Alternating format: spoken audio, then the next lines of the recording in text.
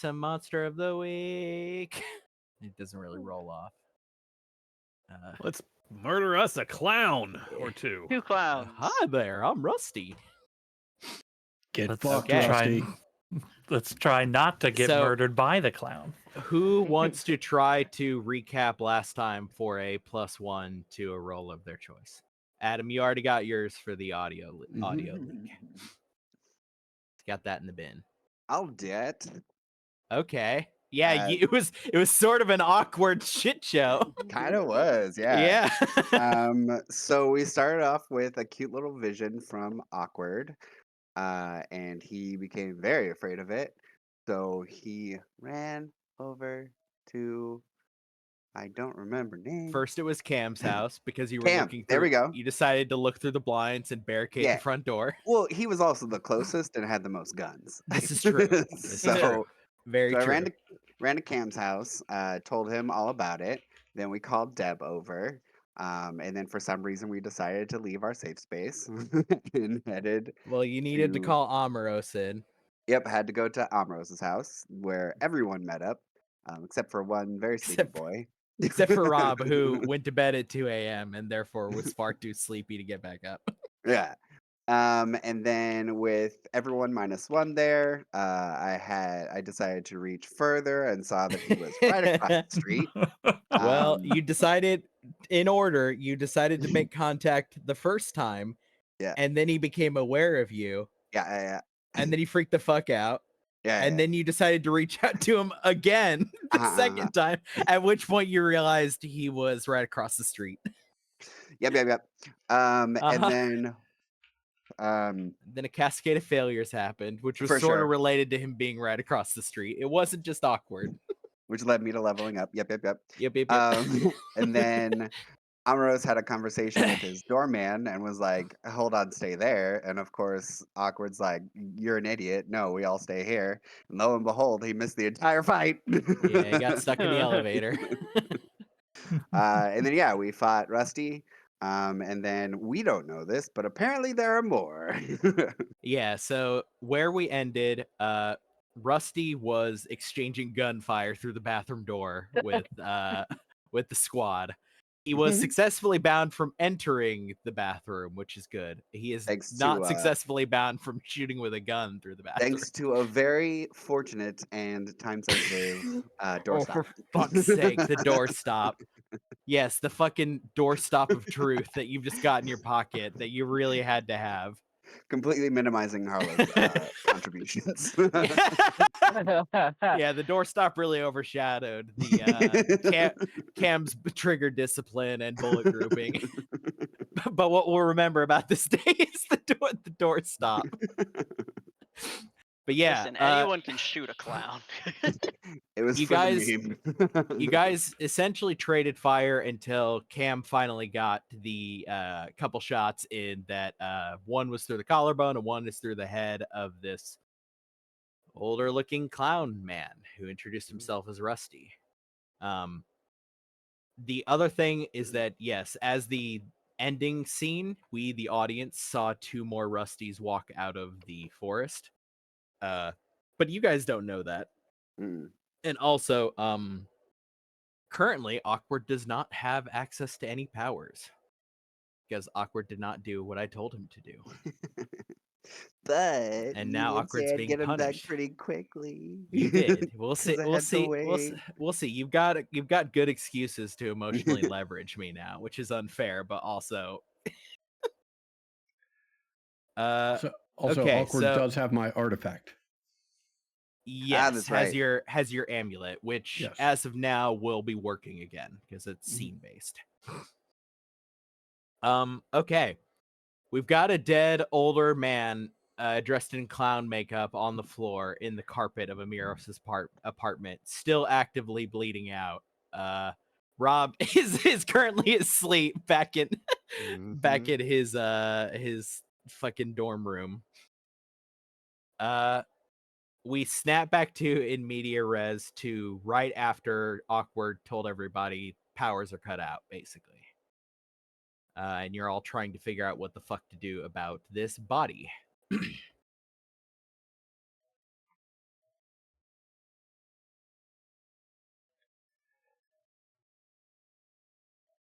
I mean, I feel like there are folks here who know how to handle a dead body, and I don't happen to be one of them. So I think I want to leave that to a professional. I can make a call. Did we determine last session if like the body is like human or It is is it not. it is like is Well, so Occam's broadsword from Harlow determined that it is not human, but to all appearances, if you do not have that sense, right, or that ability, it looks human. It's bleeding like a human. It died certainly like a human, from a very human injury, right? So Harlow knows factually it is not, but that's different than what your eyes are telling you, right? Which is that it's just a guy dead on the floor bleeding. Oh, one last thing that happened last time is Cam did a deal with the agency. I sure did. Mm-hmm. Which I will have more information for you in a sec. Okay. Yeah, essentially, the information you got was, which you correctly arrived at the conclusion that what you're dealing with is some form of tulpa. But there is more information. That was just the quick dossier. Yep. You know that probably you'll get some once they can wake an egghead up for a consult, right? It's just you hit them fast and they gave you what they had on file. Okay. Almoros looks to Cam and says, "Don't you have people for this sort of thing?" I sure do. I just gotta let me give it a check. I gotta make sure that's a thing that's gonna happen. I will, before I make this call, I will double check the body itself, go through, make sure there's, do a quick pocket check, that sort of thing. Yeah. Try to figure out what's going on. In terms of pockets to check, you could see to describe Rusty again to everyone, the picture of his face that's covered in the I think arts and tokens portion. Yeah. As far as or no, it's covered in monsters. There we go. As far as his stuff that's on him, his hat has fallen off. He has a scarf. He has in his jacket is two pockets, one on each, like basically the inside of each like breast area, right? Which, as far as you know, like you reach into them, right, and there's nothing in them. It just seems like a regular pocket. He has two pants pockets and the usual like back pockets. Those are empty as well. It doesn't seem like he's carrying anything on him, and also it doesn't seem like he has the weapon that he shot you with. That isn't on the floor next to him. It's not anywhere around him. But you do have the description from Awkward's vision, him pulling things out of his jacket and using them.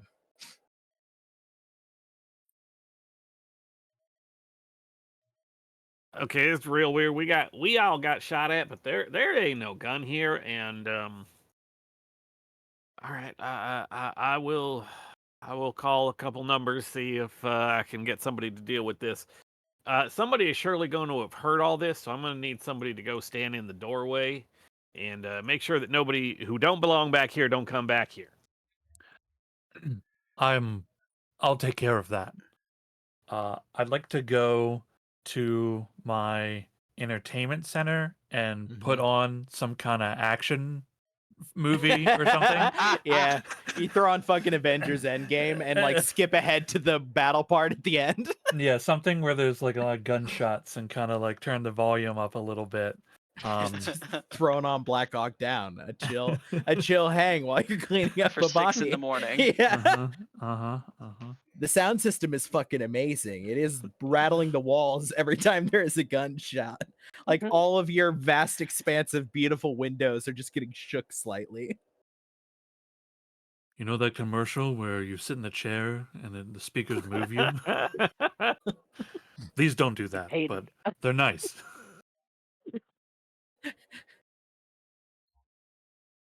Yeah, I will step out onto the. Oh God, I'm gonna have to try to deal with the agency again. Again. Yeah, you put the SIM card back in the phone. Oh boy. Turn it back on.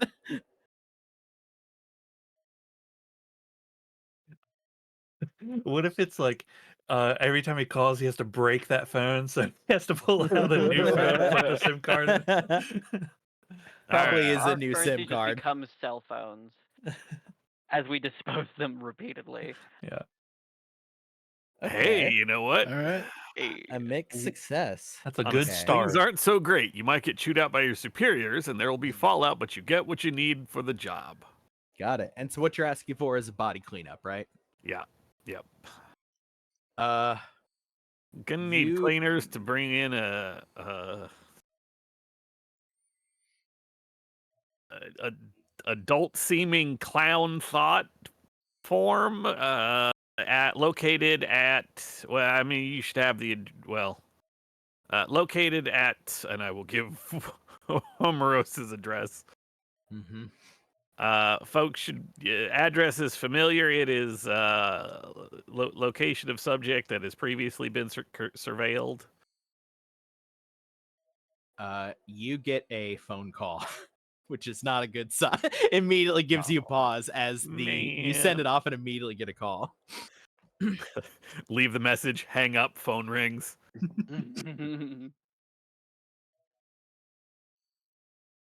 Do you answer? This is Cam. Agent O'Brien. What exactly is the situation? I will describe the results of the gunfight. I will do my best to, well, no, they already kind of know about everybody here. So, without being specific, just someone came to me, had a potential foresight / foretelling vision, some sort of clown creature committing murders. Subject tried to speak with or to surveil the clown again, and it zeroed in on them and attacked us here at my current location. It is dead. It is down. It has been shot. It was shooting back, although no weapons can be found at the scene. Mostly just need body and fluids cleaned up. You're gonna want to bring a lot of club soda. Yeah, you can hear because of the sound quality. This is clear. Number one, you know it's a landline, right? And you know that there's a guy sitting on the end of the landline, and you can actually hear because of the like background noise in the thing. He's probably got it like sitting next to him, and you can hear the pen scrabbling as he's writing everything down, right? And he says, "Body disposal can do. Apartment cleanup can't do. Is that can or can't? Can't." There's a pause where, again, in your mind's eye, you could see him checking his watch, and looking at something. Like you can hear him kind of shuffling around, and he says, "Service entrance 0600." Understood. Yeah, you hear the phone click. Wait, wasn't it already 0600? No, it is currently about 5:30. Okay. I will go back into the penthouse. All right, folks, will be here in about 30 minutes to fix this problem. Not to be entirely rude, but I do recommend that some of y'all ain't here when that happens. Most Yeah, of y'all. understood. Yeah. Look, y'all can just let me know where you're going. If you need to go to my place, that's also fine. I just best some of y'all ain't here when the agency comes. Omeros, you'll be okay. This is your place, and well, the agency kind of they're done watching you. They figure they know everything they need to know. Is that so? Well, I mean, just that you're not immediately hostile and looking to end the human race. Once they realized that part, everything else was just kind of.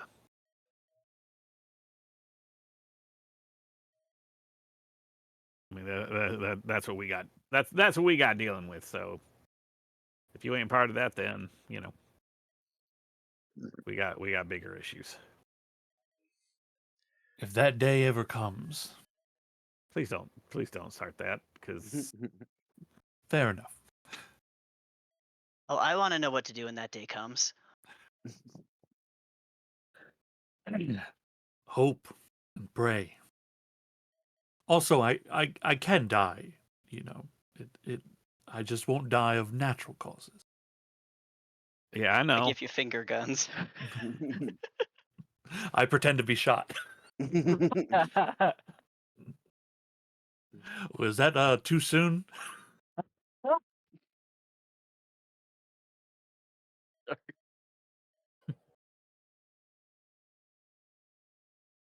Seriously, y'all get.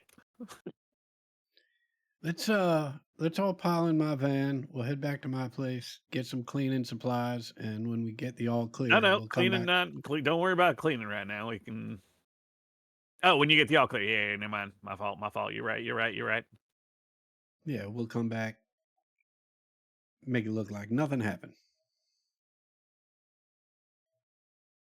Let's go, crew. Gladly. Okay. I stop. Oh no, I don't have the game in front of me. I have my character sheet.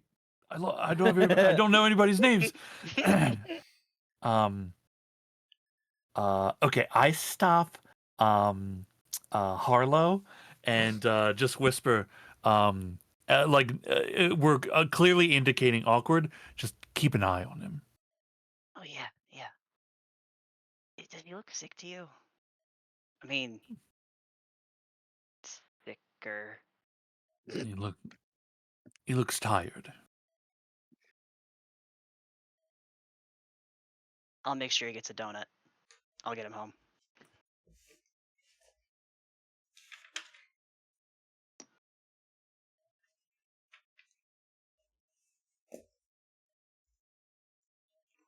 I will suggest to Deb that we hit a Burger King on our way out. Yeah, hell yeah. Croissant witches for everyone. Yeah. And those bomb ass tater tots. You fucking yeah, those tater tots rule. Yeah, the best thing. Okay. You all head out to Deb's place. That means for a second here we have Cam and Amaros in the apartment alone over the the rusty corpse. And we have the other three of you currently in the car with Deb. Probably right about now leaving the Burger King about 15 minutes later. Deb, this is actually I think the first time where are you taking everybody into your home or are you taking them to the shed? No, we're all going in the house. Okay, cool. So yeah, what does the inside of Deb's home look like? It looks like a sort of standard suburban home, decorated with a lot of shaker country furniture. Deb has a collection of oyster plates hanging on virtually every wall.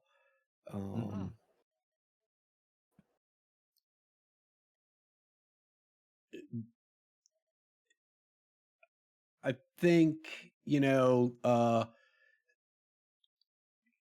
Deb's not trying to hide anything from these people. So they will probably at some point,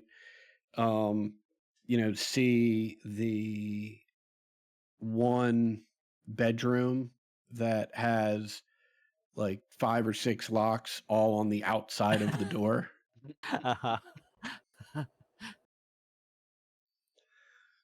Y'all make yourselves comfortable. I'm just gonna get some supplies for when we get that call from Cam. and I'm collecting like bleach and my cleanup Uh-huh. supplies. Yeah, they're. Do you go for the bag with all of it in it, or do you pretend? You go to like the cabinets to pretend to like, oh, these are all just spread around.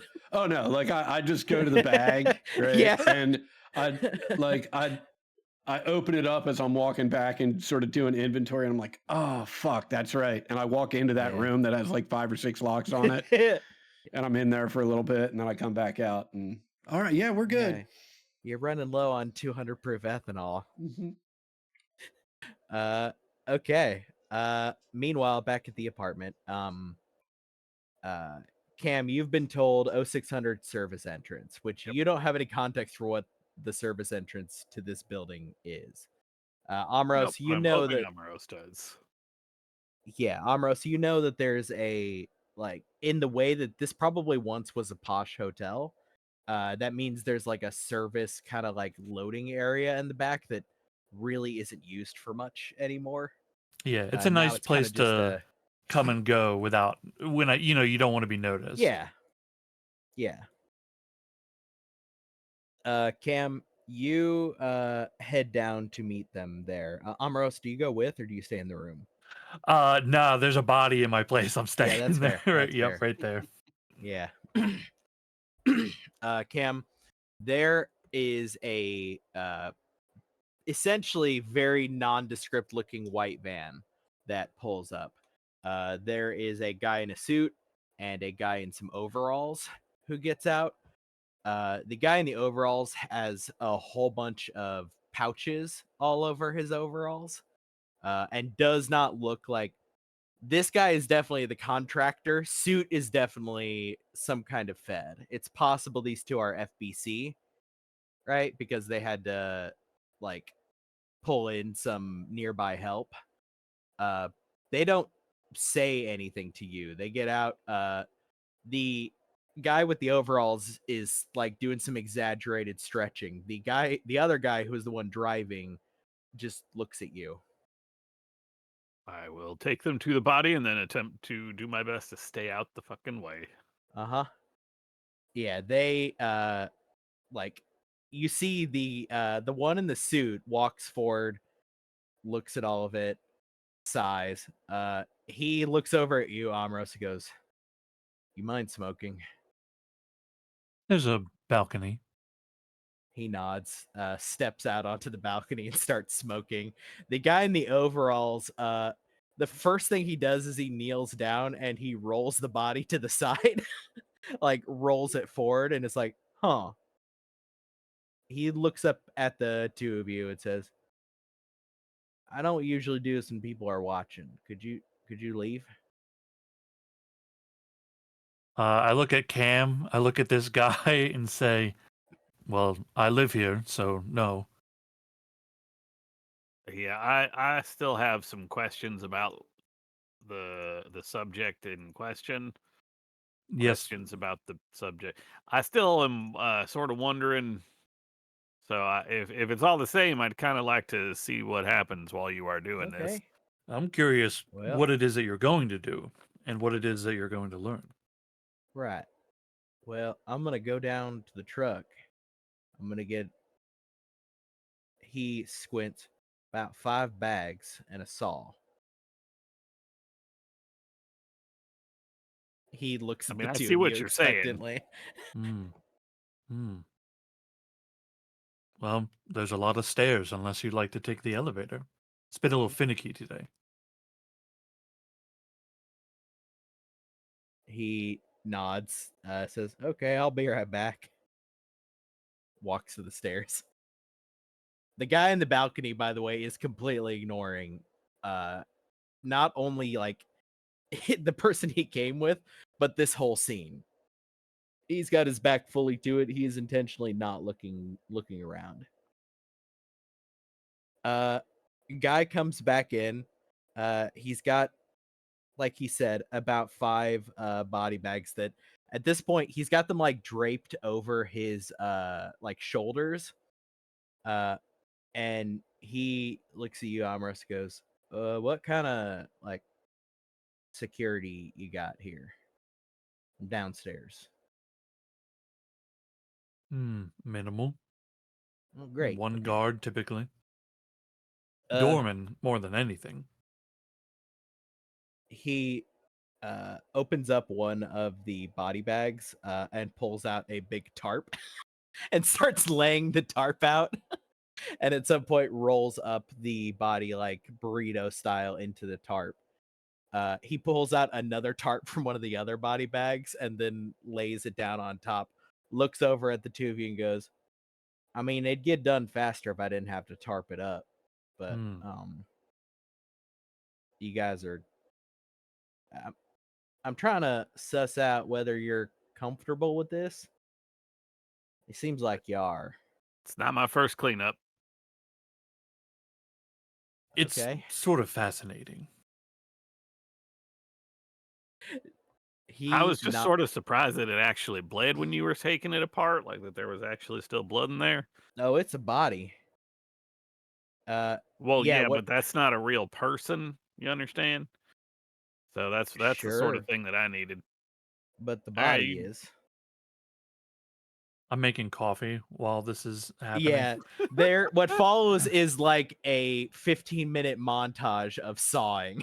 Like the camera doesn't stay on him, right? It definitely focuses on the tableau of Cam standing cross-armed, like leaning up against the kitchen island while Amaros makes coffee in the kitchen, and they both just stand there sipping coffee and watching this man while the fucking awful sounds like resound throughout the room. There's got to be a moment where like some spray hits the coffee cup. Yeah, there's like a spray that goes across the camera, like it hits the window, right? So it crosses across the field of view. And he goes, "Oh shit!" While I am cleaning blood spatter from my face, standing there with one of the trash bags over my clothes so I do not get sprayed. Yeah, next scene we have trash. Yeah. I would like to see if I can help sort of plan the best way to get this out. Like, Yeah. make sure to start going down. I'll go out to my car. I'll get seen. Oh wait, I don't have my car. Do read a bad situation for me. Okay. And I am a tactical genius, so I You roll are. plus cool. Heck yeah. Shabam. Yeah, easy. So you got your questions. What's my best way out? That's the first one. Well, people are going to start going to work soon. So it's about at this point 6:15. You've got a very small window here to get everything to the car, and what's the best way out is probably to just take the stairs. The elevator. Or hear me out. It's early. The laundry service may be the only ones in. We go kick them out and throw the pieces down the laundry chute. Then any blood spatter will be on the clothes that are going to laundry anyway. That would work. I did say this is not my first cleanup. Amros, you do technically have like a laundry chute, and some people do use it. The people who are living like yours is sort of a different situation, but whenever somebody needs to clean their clean like drapes or something, like stuff that might be owned by the apartment complex, they do tend to just drop them down there, and there is a very small staff. But you've never really seen them because you've never had much reason to use them. A lot of stuff is self-owned. I suppose that could work. You're talking about throwing the body pieces down the laundry chute and then they're just in the laundry? Yeah, we go down, get them out of the basket, take them out to the truck. Rather than walk them down the stairs where more folks are likely to see them, the only folks we'll have to clear out of the laundry area are the laundry workers, and not going to be that many of them in just yet. How many pieces do you think we can each carry? Usually the 1 to 2. torso. Yeah, I was going to say it's usually 1 to 2, but the torso is the most awkward one. Right. Yeah. See, he gets it. So, 2 arms, 2 legs, I'm pointing like one to the guy, one to Cam, and then torso to me. Usually I put the head in one of the leg bags.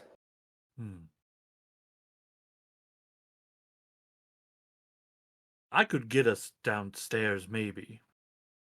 Probably definitely without being seen.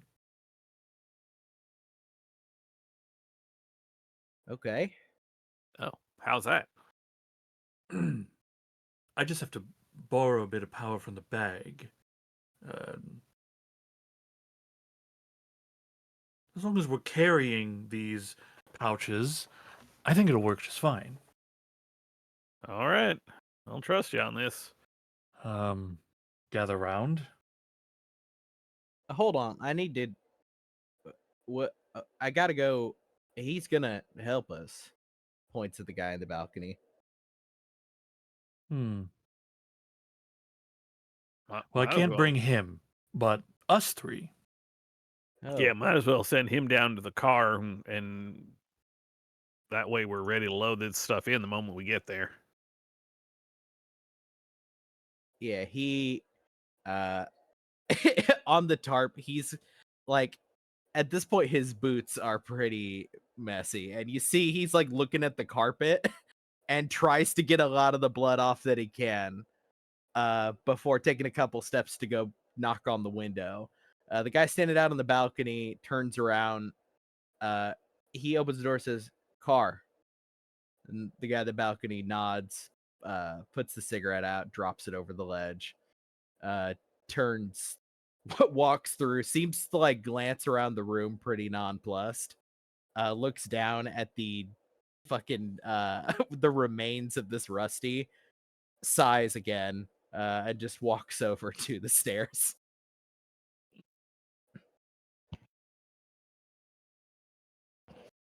If we each grab some bags, so that we spread the bags between the three of us, which I think should be possible.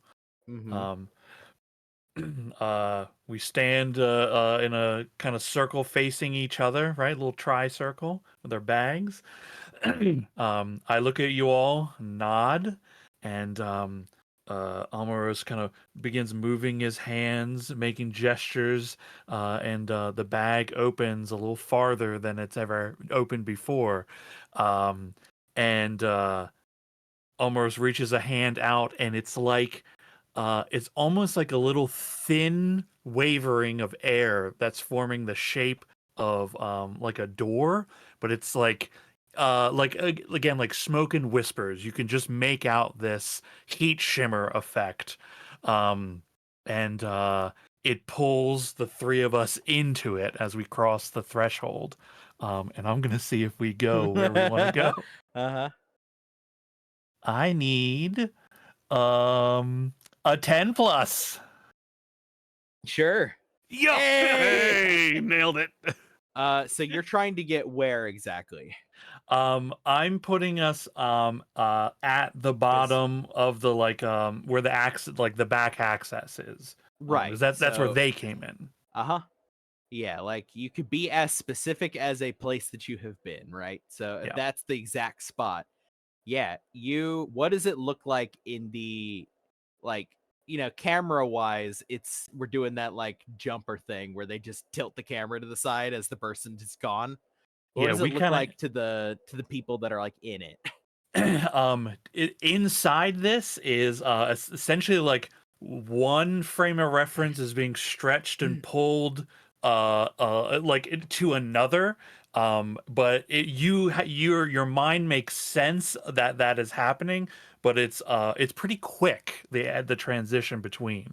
It can be jarring if you've never done this Mhm. before, but again, that heat kind of shimmer appears where we want to be, and we're just kind of popped out into space, like a Uh, Cam, how you feeling? This is a first. Oh, wow. Eldritch horrors beyond my comprehension. That was horrible.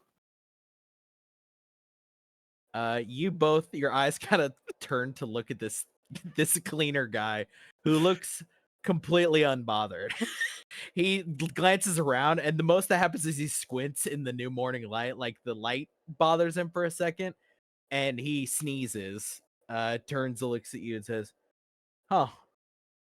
Well, that'll do."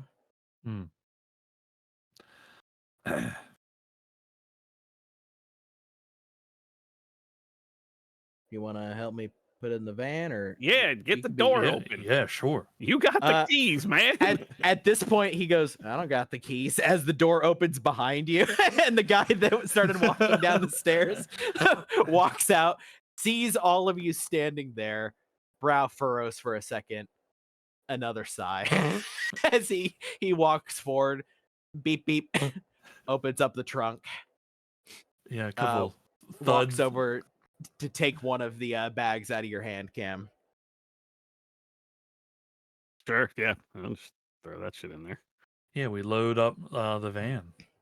Yeah, he wordlessly gets into the driver's seat, closes the door, puts on some sunglasses. The other guy, like, to describe this man, he's like a fairly non-distinct kind of rural white guy in the sense that he just looks like he's been out in the sun a lot. He with his like tufts of hair on the top of his head, his blonde tufts of hair, he's kind of probably maybe mid 50s, but probably kind of a hard 50 though. As he looks up at the two of you, he's a little shorter, and he sticks a hand out for you, Amaros, and says, "It's good to meet you. They call me the Ghoul." I shake his hand. The Ghoul. Yeah, How'd you get that name? he smiles. He glances back at the van. That. That does make sense. Mm-hmm. Excellent work. Hopefully, I don't have to see you too often, but I look forward to seeing you, Ghoul. He nods. He glances over at you, Cam, and says, "That one's got my number." Right. He walks back to the van, opens it up, waves cheerily to the two of you.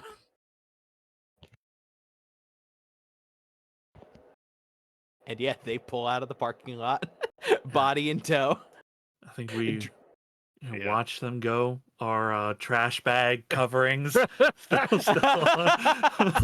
those off, throw them into a dumpster. Yeah, throw into a Yeah. dumpster.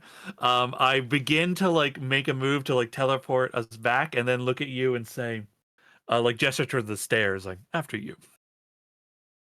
I gotta walk back up. All right, let's go. Let's can wait try a the little bit. elevator. Let's wait a little bit before we call. Deb and the rest, just make sure that those folks cleaned out full on. Mm. Yeah. Wait like 5-10 minutes and then Yeah, send the At- all clear. at this point, the slowest eaters over at Deb's house have finished the last of their hash browns. Or the Well, last of the croissant wedge. If you eat the hash browns first, true.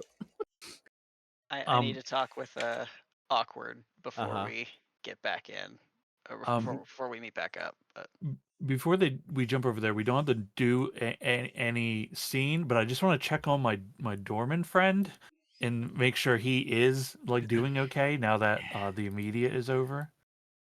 Yeah, he is sitting at his desk, like reading his Kindle, and he looks up and says, "Everything okay?" Because that was fucking scary. Also, what's wrong with the elevator?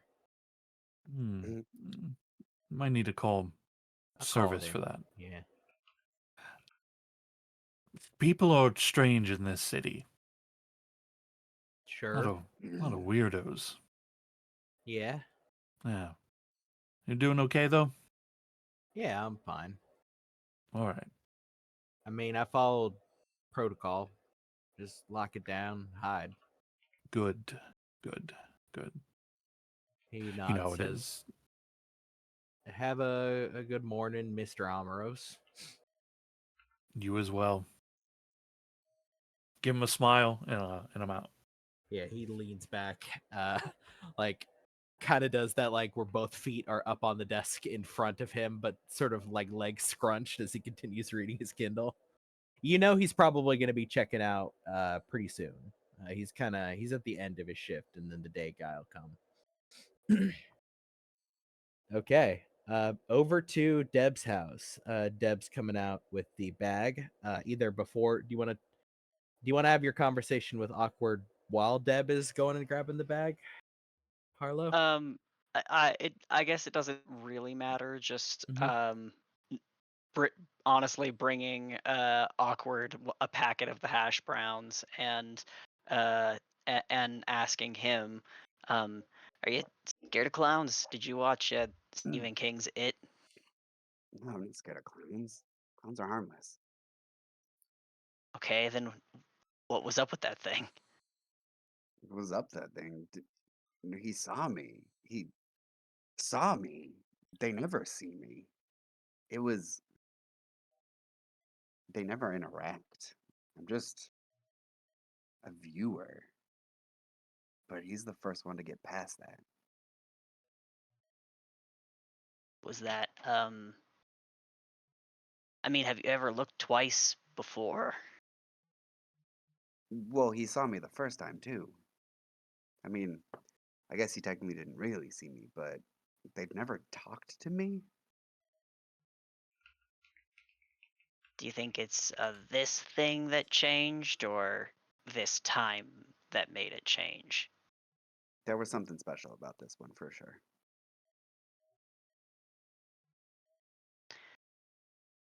Well,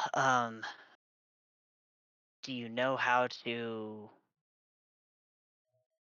I guess, like, in that vision, do you have control at all, or are you just kind of watching something happen? If I had control, I would figure a way out of this place. Got it. Okay. Well, I don't know much about visions at all. But if you want, uh, I could make you like a dream journal or something. Huh. Why have I never thought about that? He beams.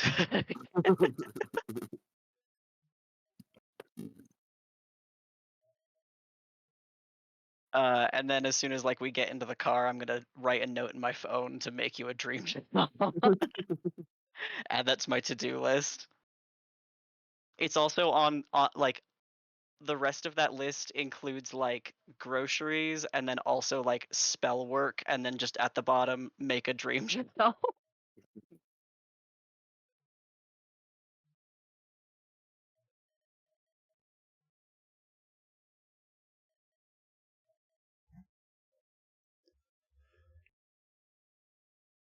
Okay.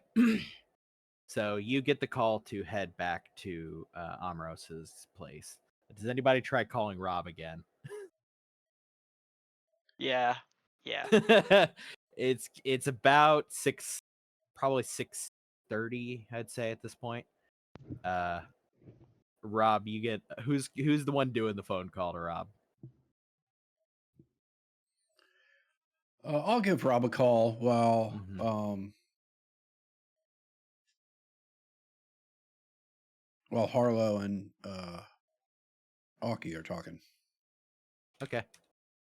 Yeah, Rob, you this time it actually pierces the the dream veil as your phone vibrates. Hello. Hi Rob. How you feeling?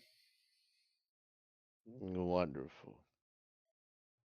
Well, we've had a little excitement this morning. Would you like us to come pick you up? And he opens his eyes and he's just looking around. Wait. What time is it? And what time did you say it was? It's about 6:30 at this point. In the morning? Yep. Oh. Uh. Yeah. I could do that. Let me get dressed and then a cup of coffee, and I'm on the way. Do you want to meet at my house, or do you want us to come pick you up? Why, Oh, why don't we come pick you up? yeah, that one helps. We'll see you soon, hon. Okay. Yeah, I'll hop in the car. I'll swing through. I'm not going out of my way, but I'll swing through whatever drive-through to get Rob some breakfast and more coffees for people who want them. And once we pick him up, I will fill him in on what has gone down this morning. Okay. So essentially, Rob, what happened is leaving out some of Awkward had a vision. Awkward went to Cam. Cam called in Deb. They went to Amaros. There was some magic shit that happened. Things got really, really hectic there for a moment, and then this fucking clown showed up and started attacking them. The clown itself, which you haven't seen the body or anything, but the general description of it is a weirdly normal-looking older guy. I think Awkward described him pithily as a man who looks like his best clowning days are behind him. I think I did. Yeah. He's dressed. His attire is much more of the kind of the older. I don't know what to call them other than the hobo clown aesthetic. Though he is wearing very bright, colorful pants with stripes on them. Otherwise, that is everything you know. There was a firefight, dead clown got disposed of. Everybody's doing pretty okay. I think the only one who actually got hurt was Awkward, who got shot. Yep. On the shoulder. As I was Which running is away. horrible. Yeah, no, doesn't feel good. Like, okay. So that drops all on you like a brick, Rob. That's what you got for your after 3 hours of sleep for your morning. Okay. Clown guy. And where are we headed now? Well, we're headed back to Omarosa's place. As I understand it, Cam and his organization has taken care of body removal, but there's still some cleanup that's necessary. Okay.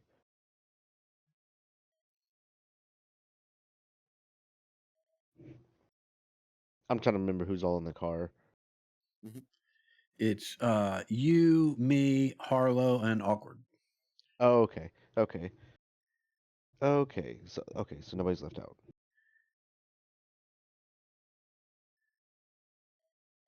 Okay, yeah. That sounds good. I think we can. I'm sorry. Clown guy?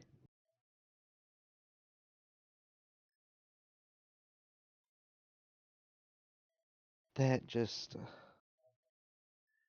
Well, I don't think any of us were happy about it. I wouldn't expect anybody to be. I'm just a little confused, but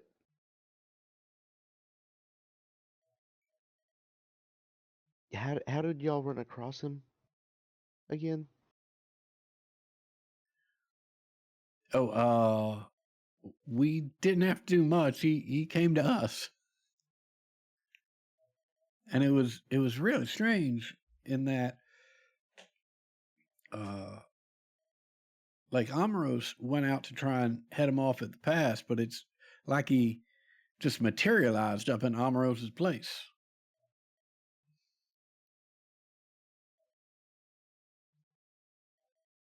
The clown guy?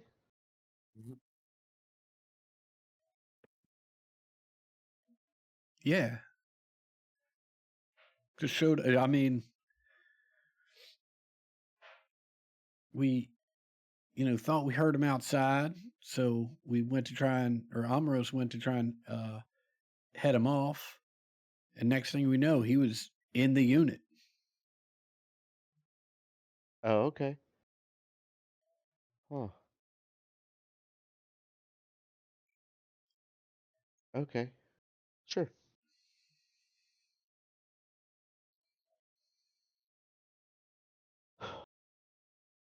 How long is it for the ride to Amoros's?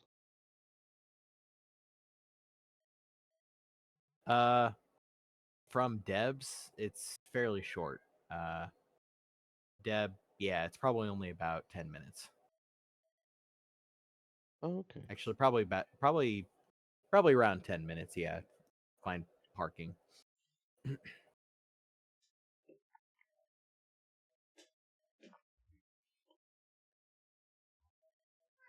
my notes?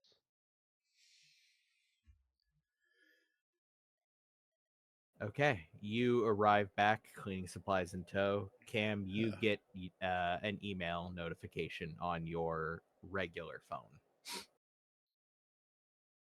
Step into the kitchen to read that.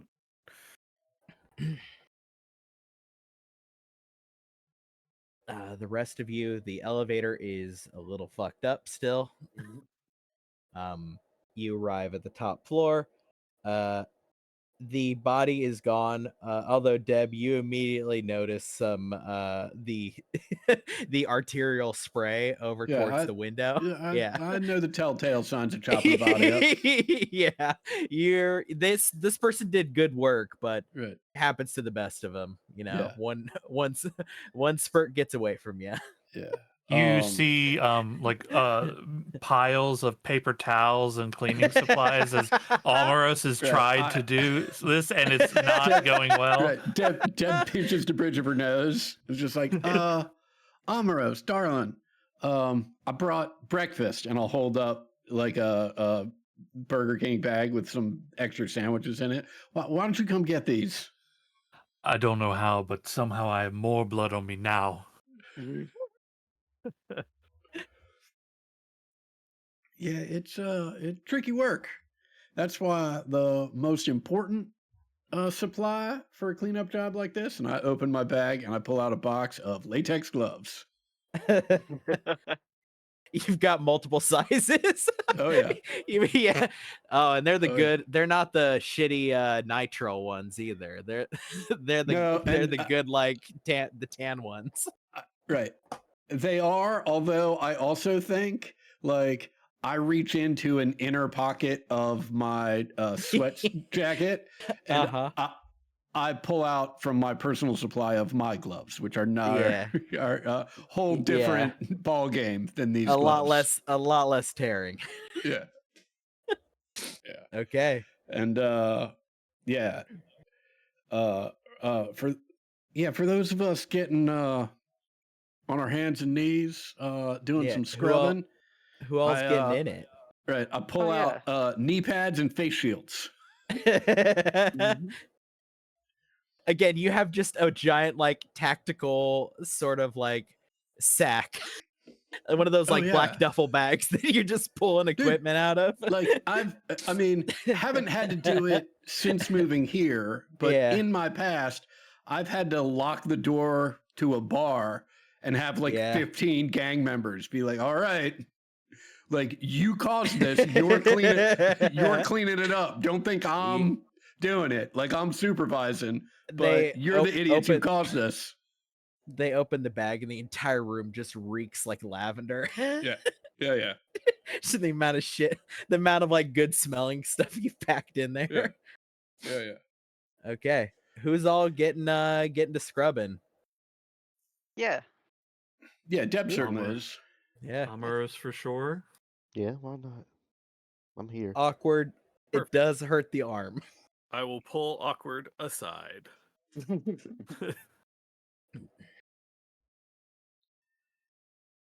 All right, so the good news is I did hear back and I got a little bit of information, and you will be happy to know that once one of these things is killed, it's exceptionally rare for there to be more. It almost never happens.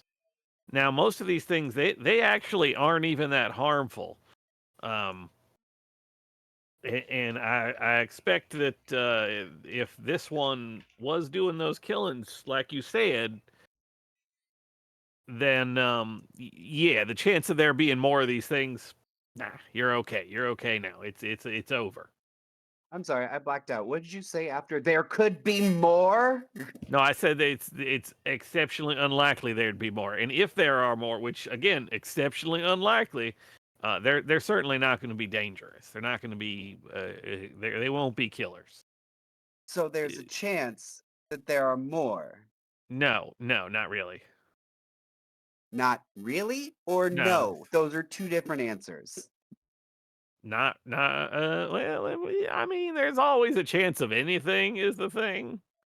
But I'm like, sorry, did you find that helpful when it came into your head? yes, I did. And did you realize it wasn't when it came out of your mouth? No, I'm pretty sure. I'm pretty sure it was helpful. To whom? Look, I can tell you with certainty that our sister agency. Look, there's another agency that keeps track of these things, and they're saying there's no movements in the spaces required that would allow another thing like this, another thought form, another tulpa, another one's Right. not going to exist. So Sure, you're sure, good. sure. This was The the one. agency that didn't tell you these were coming or didn't detect it coming. Oh, I don't know. That's the other agency. That's not my agent. I don't get direct reports from them. So I mean, they may have known, and I just didn't get to know. You know, governmental bureaucracy and all that being what it is. I'm gonna fucking die. It's dead. It's dead. Rusty is dead. Everything's fine. Rusty 1 is dead. Oh. Yeah, you only said there was one, and now it's dead. I watched it get cut up into pieces. One in my dream of which I can no longer access. Well, perfect. If you can't access it, that means that he ain't there either. The whole space is gone. Perfect. Sounds great to me.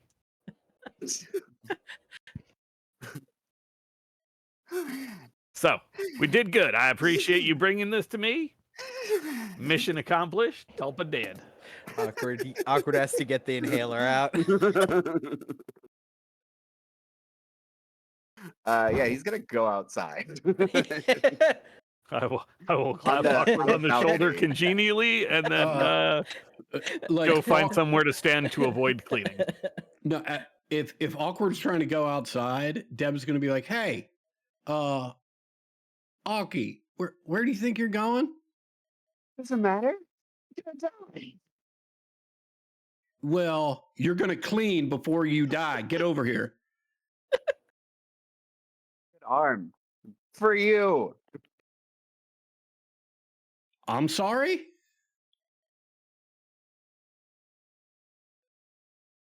Before I die.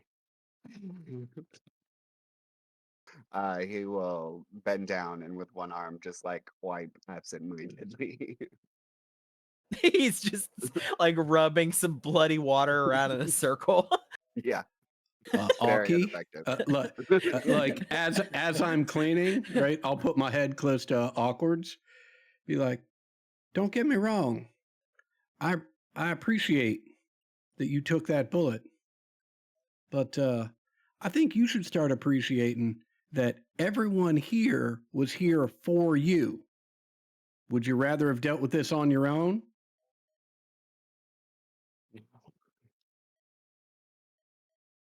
See? Let's all clean. We'll get this done and everything will be right as rain.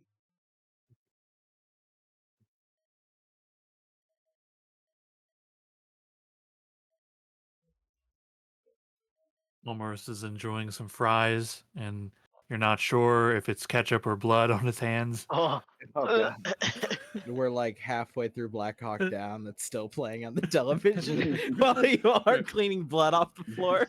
Right. I think you're eating those fries, and about halfway through the box of fries, you realize, oh, I've still got these bloody latex gloves on. That's a weird choice. Yeah. The time for the war action film Subterfuge is definitely over.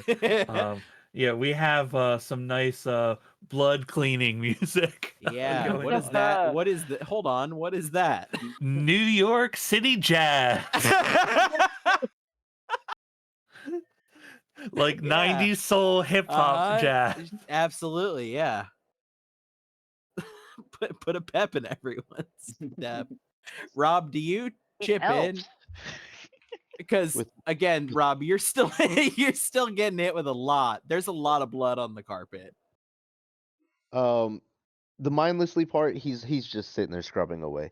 He already agreed to help. He's just mindlessly scrubbing at the You bloody just spots. pick a wall. Yeah. Okay.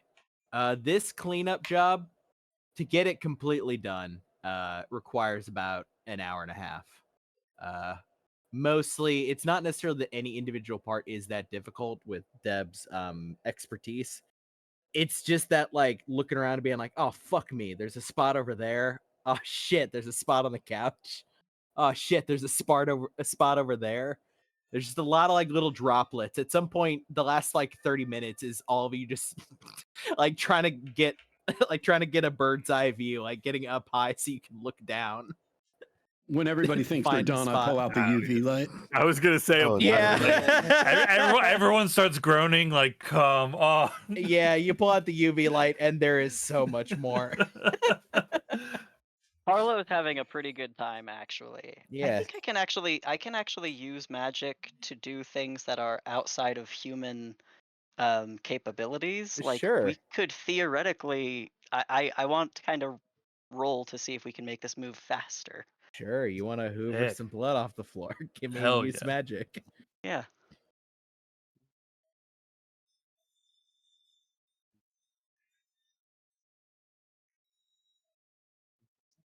All right. Okay. Yeah. What is I'll the You I'll take mine. I'll take some hydrogen peroxide and I'll pour it into a pentagram and I'll do a prayer to help clean up faster. Let's see. I gotta pick a glitch. I think the glitch is that the effect is weakened. Mhm. But the effect is basically like the way this works is, and Deb is the first to, well, Deb and Cam's conspicuously trying to not clean. Deb, you notice it first, which is just that the thing that is like the bitch of getting blood off of a carpet is that it's bound to the fibers of the carpet, right? What seems to happen after Harlow does whatever Harlow does is it just unbinds. So when you're cleaning up the blood, it doesn't look like it's on the carpet as much. It doesn't completely remove all the blood, but it disconnects the blood from the carpet, basically. And yeah, that does speed things up. Probably only takes about an hour. Hell yeah. Woohoo. The weirdly weird effect is that the blood on the walls that had started to dry starts to like roll down the wall without leaving streaks behind. Love that. Yeah. I love that for us. One of those where I'm wiping it and it's like running away from you on the wall. Yeah. I mean, it's the weird of like it turns back into like a liquid, right? It begins to run, but it leaves no streaks behind. So it's Yeah. just a glob of blood inching down the wall. Yeah. Get back here. Get back here. Ugh. Okay, that would make it. That was around 6:40. You started that, so we'll call it. It's about 8 a.m. now on a Saturday morning, when you are all finished with your cleaning.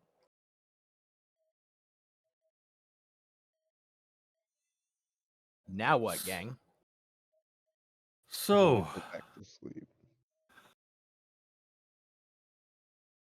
we think we have to be worried about the clown man.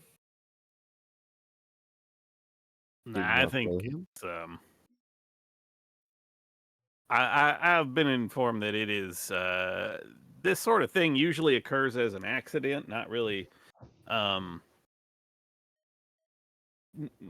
most folks don't try to create something like this. It's just something that kind of happens by byproduct, and they're not usually harmful.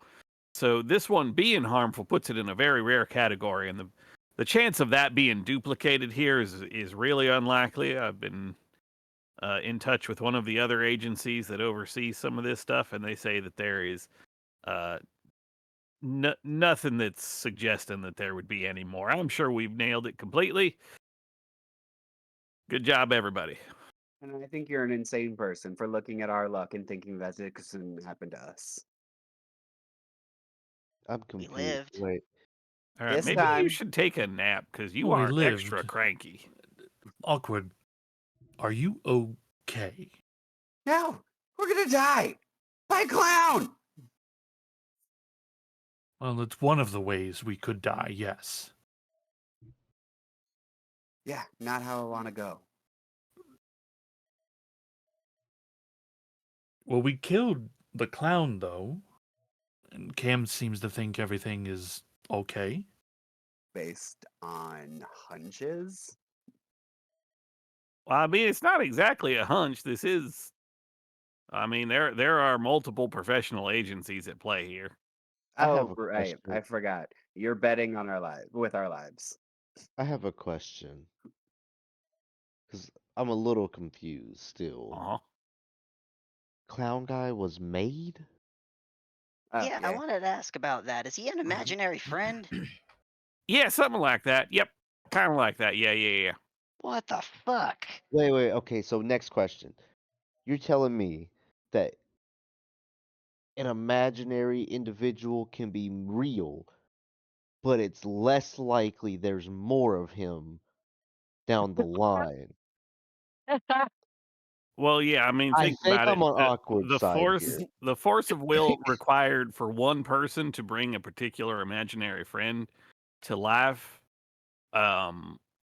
It's certainly exceptionally rare. Otherwise, we'd have gobs and gobs of imaginary friends running around, and that is, well, I mean, that would just make a terrible movie. It'd make, I mean, maybe a TV, maybe a cartoon show, but a movie, no, it'd be awful. But Uh, what if that but person is but hmm once that, say it happens, once that thing is killed, there are a lot of fairly particular circumstances that have to go into the creation of a tulpa. It's not like you think about your imaginary friend too hard and suddenly anybody got a real killer clown running around. That's just crazy. Well, that's what I was But going to so ask. that's why it's exceptional. Like the chances of this clown coming back, nah, I can't imagine that's ever a thing that's going to happen. I'm sure Okay, because okay. somebody else would have to rethink about nearly the exact same clown. And well, I mean, think about that. Like even all of us here, if we were to all try to describe this clown one more time, I don't think any two of us would have the same. I don't think any two of us would have the same view of that clown. It Okay, just doesn't so happen. last question. Have we considered that this is done intentional? Maybe somebody realized they could imagine a real clown to life and they just kept doing it, meeting all the criteria. Cam, as a quick clarification, part of the email you got is not just the suggestion is that there's no movement for like the creation of a tulpa such as this, or Yeah. things that would suggest that, right? Yeah.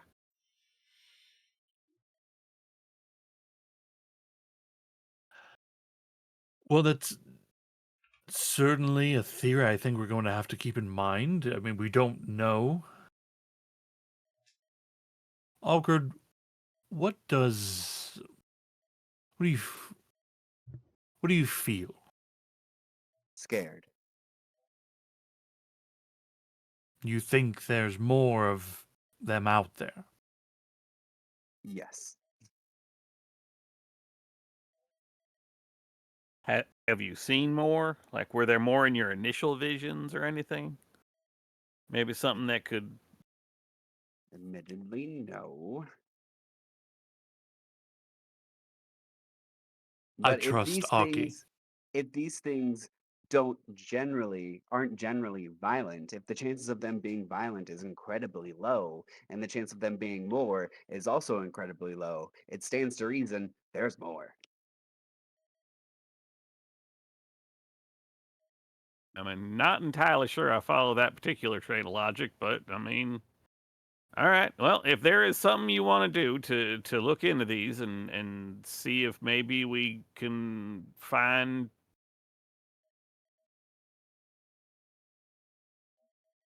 Yeah, well, that's kind of the thing. I don't have the ability to see that right now, Well, and I don't know no. when I will again.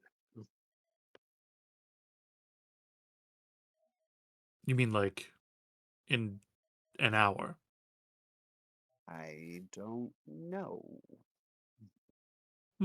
If it's anything like it sounds like you could just imagine it, it comes real. So at this point, again, it Ooh. is not quite that simple. I No, mean, we very all simple. imagine a lot of things a lot of the time, and they don't come true. I mean, let me tell you. Well, you know what? Maybe I shouldn't tell you. There's plenty of things. There are plenty of things that lots of folks imagine, and like I said, they don't come true, and no one. So Say, if it was just as easy as anybody imagining anything, it would happen all the time, and it just doesn't.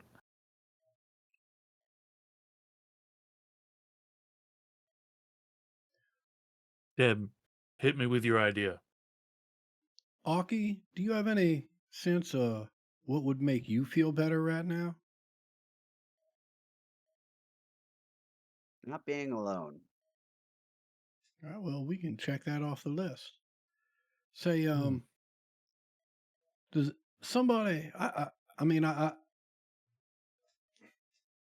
it sounds like you are without your um,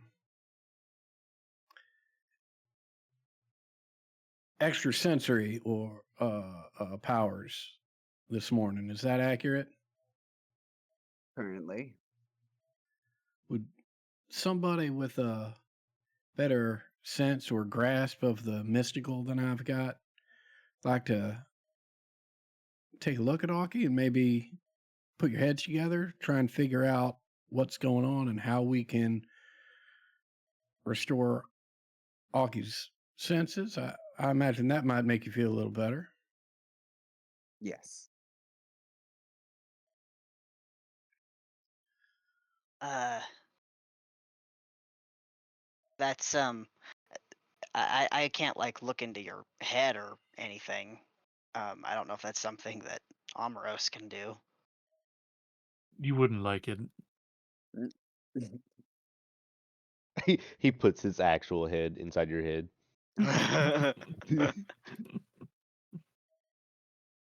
All right, well, look, I'm game. I'm a pretty bright lady. Let me see what I can figure out here, and I would like to investigate the mystery as to what's going on with his powers. Okay. Hell yeah. Is it okay if I help you out? Please, I'd need all the help I can get. Okay. I just tried to pawn it off on somebody else. Yeah, I'm not super great at cool, but I'll happily give you. I'll try to help. Yeah, I mean, I think this is sharp, actually. Or for Well, if they're helping, the help it's- I out gotcha. is I is gotcha. cool. yeah, Oh, that sucks. yeah, but we want that. Yeah, that's good for me. Yeah, yeah. We're never gonna catch up to Doug if we don't. Right. Right, yeah. Okay, well, give me Sorry. the roll. All right.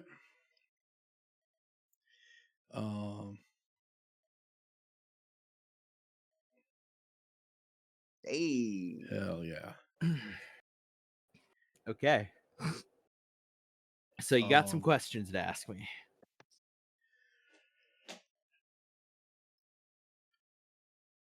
How can we assist Awkward in getting his powers back? As far so way out of your area of expertise, Deb. Yep. But a good start is getting him to stop freaking the fuck out. Generally, a good first start in any situation. Mhm. But it's one of those things where Awkward might be able to figure out if Awkward can actually think a straight thought. Gotcha. Like it's you have a sense that maybe Awkward could figure it out, but Mhm. right now the biggest hindrance to Awkward figuring it out is the fact that you can see Awkward is sitting there clutching a Gotcha. doorstop in a death grip, and looks like he's hyperventilating constantly. Gotcha. Okay. In Uh-huh. that case, I'm just gonna hold that one, Uh-huh. that second question that I've got, and I'm gonna look at Awkward and just know, like man, like from my experience, like even without knowing anything supernatural, right? Uh-huh. I know from my experience that panic leads to problems. And I see Aki as looking him over, just not able to focus and not able to like even take a relaxed breath. So I will put my hands on Aki's shoulders and look into his eyes, say, Aki, I need you to do something for me now. Right? It's gonna sound dumb, right? But I promise you it works. Right? It's called box breathing. Right? And what else? nothing else. That's sort of the point of this. It's just in through the nose for a count of 3, hold it for a count of 4, out through the mouth for a count of 7. We're gonna do that 4 or 5 times. And that's And gonna give me my powers back. it's Breathing. it's gonna be a start. And just to be clear, what I'm doing here, I am using my manipulate someone. Mhm. Yeah, I saw it coming. Yep. Yeah. Okay. Hey. Easy. Okay, Yeah. they'll do it for they do what you ask. If they do what you ask, they mark experience and get +1 forward. Hell yeah. I'm gonna say Awkward here that what I want from you is an act under pressure roll, and you're gonna take that +1. That's cool, right? Yes. Oh no. Where are you acting? There we go. Yep. Okay. It fucked up. You technically rolled a 10. Oh, I did. It did the thing where if you, or actually, hold on. So do you have what's your normal -1. score in plus? -1. Yeah. Yeah. So it did the +1. So technically you got a 9. Yeah, -1 Oh, plus. I see. I put plus, and I should have just put 1. It does that. It's done in all the times I've ever played Roll20 Monster of the Week. It's always done that whenever you do an extra, like whenever you do +1 instead of 1, it does that. Yeah. Okay, a 9. Let's see. Either way, you're gonna mark experience because you're doing what has been asked of you. Awkward. The the hard choice here is just that, like, you have that kind of genuinely afraid of, if you let the tension bleed out, what is going to replace it. And that's kind of the hard choice to make, right? Is you can either continue mainlining the panic that is at least keeping you engaged and with it, or you can follow Deb into trying to calm yourself down and maybe have a full system crash when the adrenaline wears off. I think with what Cam has been saying, I'll just kind of like repeat that to myself as I'm breathing in and out. So full system crash. Okay.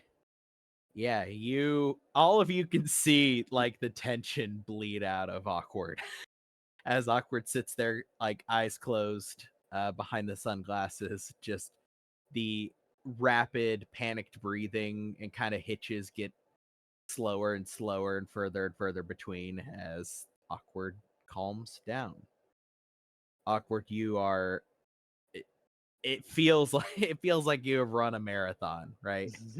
Since the moment you woke up, which you look over at the clock and realize like it's fucking 8:15.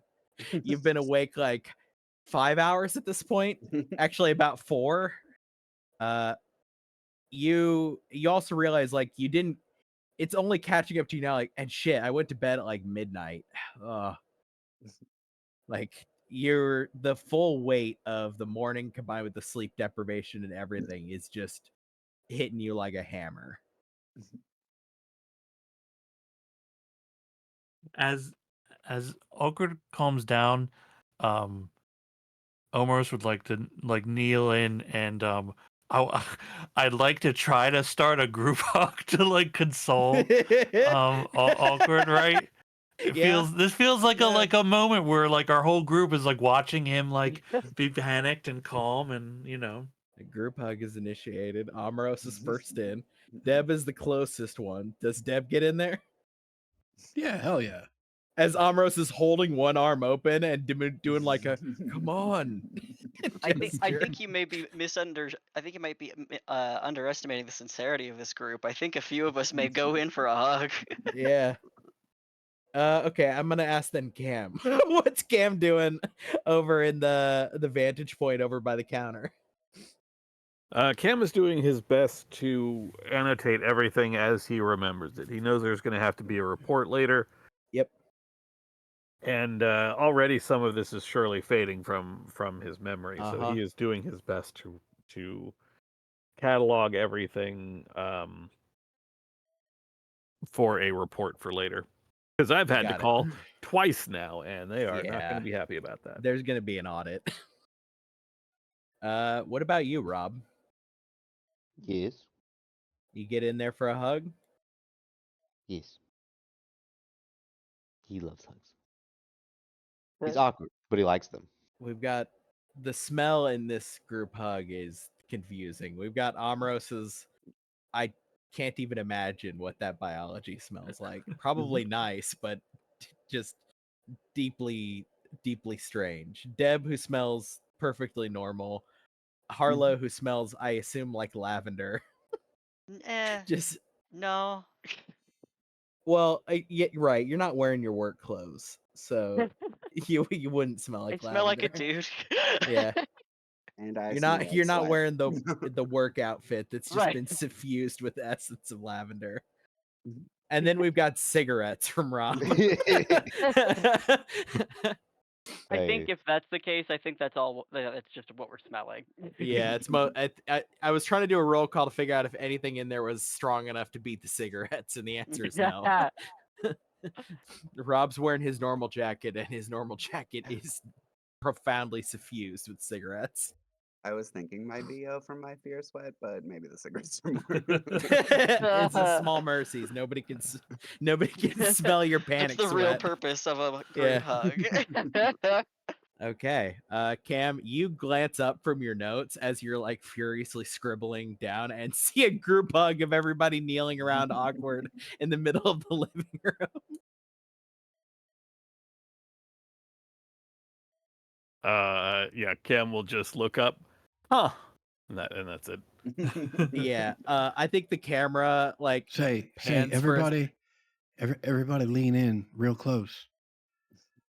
On the count of 3, we all go rush Cam and give him a big hug. Ready? 1, 2, 3. yeah, definitely, because Yeah. he'll hate it. Yeah. He does not hate it. He is confused, and there is definitely a moment where the fight reflex kicks in. The hand goes for the gun. Oh, they've all turned on me. Blam. Right. Just entertaining enough, like in that moment where they've all turned on me, and maybe there's just a slight move towards the gun. Deb makes a slight move towards her boot to pull out her knife, and it's like, oh no, like I started this. This is my fault. Omaros, we follow your like your eye line over to the corner where Artemis has been crouched up on the deluxe cat tree pretty much this entire time and is looking at you very reproachfully. Yeah. Just deep scorn and disdain. Their kingdom is being severely disrupted. Okay, group hug finished. Awkward powers aren't back, but you do feel a lot better. just in Okay. general. Yeah, you feel a lot more Besides being very steady. tired. Well, yeah, I will say you don't necessarily feel all the way quote unquote better, but it's not fully a lateral move. It's maybe an oblique move. You're not panicking anymore. You're just now very sleepy. No matter what comes next, we're all gonna do it together. But the Well question said, really is what. Orange. Thank you, Deb. But the question really does come: what is next? Are we looking into this clown business? If so, Harlow, Rob, maybe you know something more about this particular creature, or perhaps we go carpet shopping and take our time.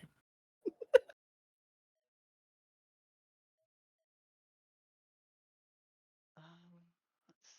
I don't think I know anything about this creature. I'm quite literally amazed at the fact that it was just thought into existence. Like the Sphere. Have you read that book? No. Hmm. It's a real Sphere situation. I've been thinking it the whole time.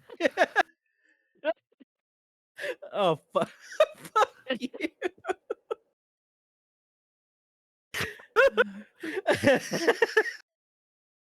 Fuck, I want to mute myself. You jackasses, figure out what you're gonna do.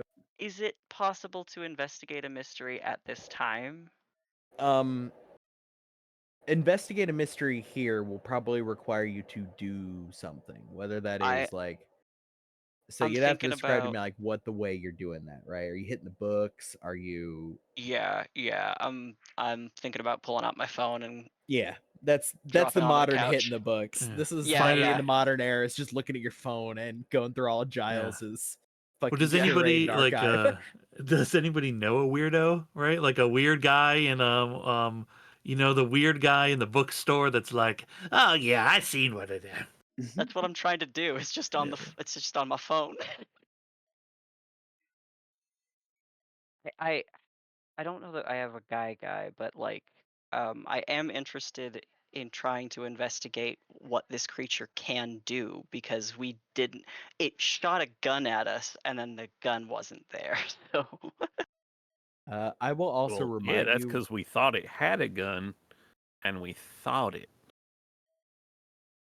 I'm still confused at why you think this can't be another instance. Rob, real quick, I will remind you that at the beginning of the mystery, you rolled your connect the dots roll, Oh. and you rolled a 10. Oh. That Yeah, was the you- first thing. That was the first and only thing you did before you fell asleep. You got that in, and then you fell directly to sleep. But it was the first thing that we did. Oh, hold on. I'm so sorry. Okay, I'll let you Oh. read that. So Harlow, you want to do what? We'll go back to you.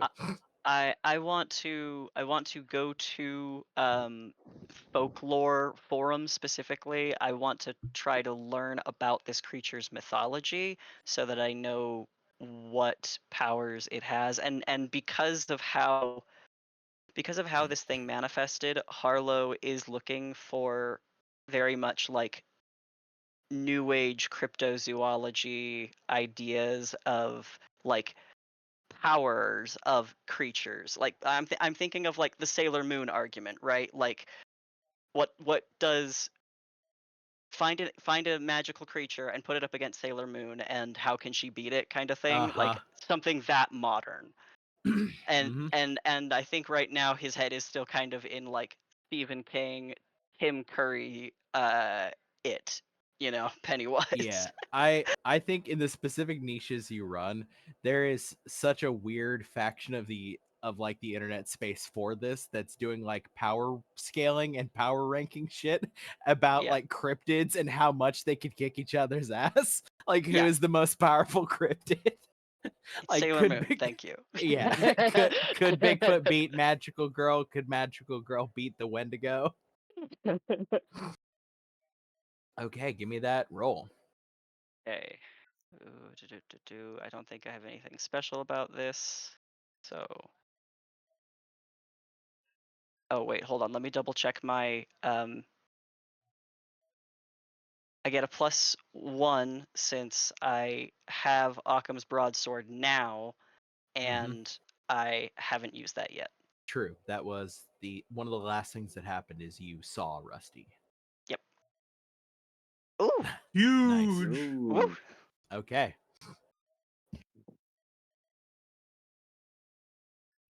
Ask away. I want to know what can it do. So the answer to what can it do? You get a lot of the same information that Cam relayed, which is Tulpa thought form. Mostly you don't actually get a lot of instances of thought form.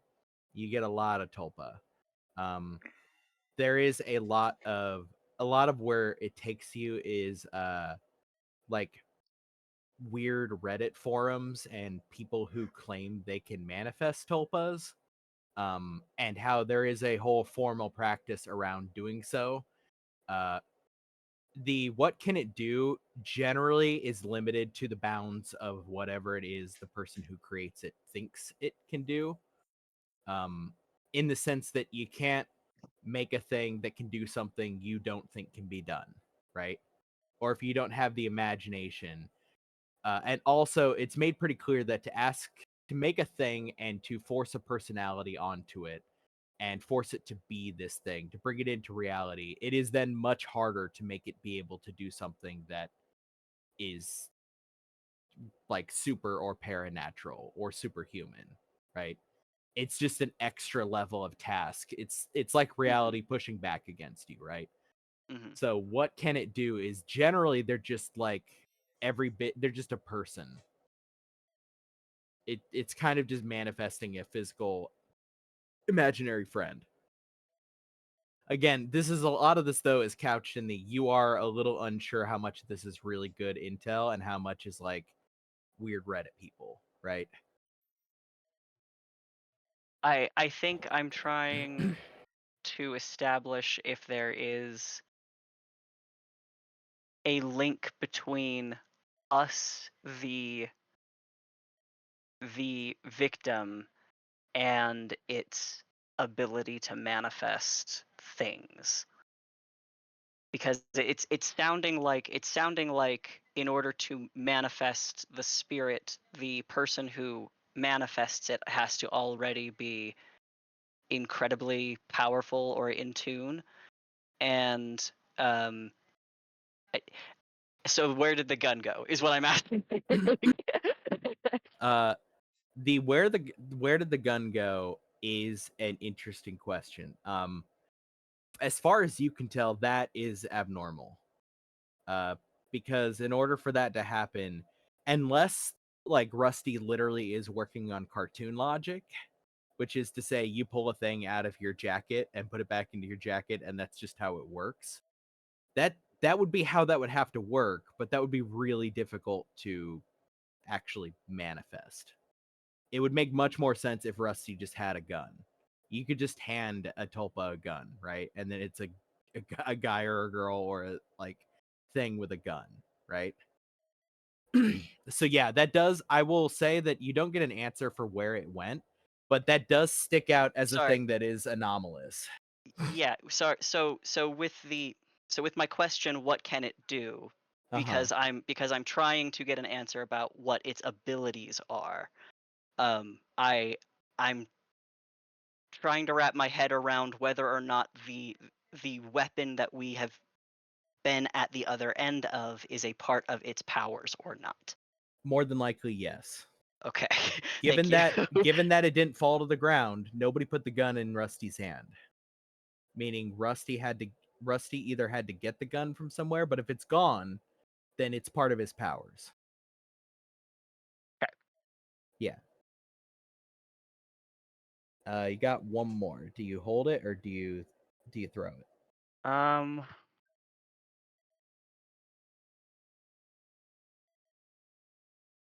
I think I have to hold it since I don't have I don't have evidence that can answer any other question right now. Okay. Yeah. All right. Opening up the floor, everyone else. What's everyone else up to?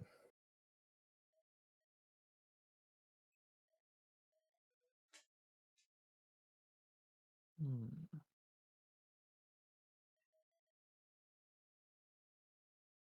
Let's see. That's a good question. Let's see.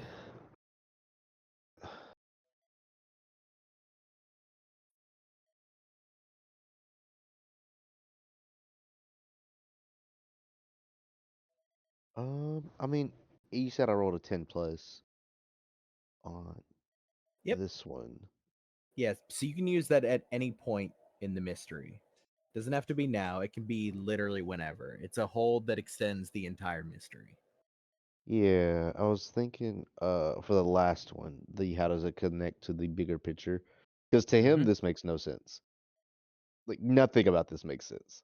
But to everybody Mhm. else it seems to be perfectly fine. Nobody else seems bothered by it. Well, as much as he is. Um fixing it, edit. There it is. Save it. Yeah. Yeah, he's just trying to figure out what based off the information that Harlow just read out or possibly relayed. Sorry if I missed that part. Mhm. No, I have every reason to share. Trying to figure out what about that maybe people where they said they encountered what was his name?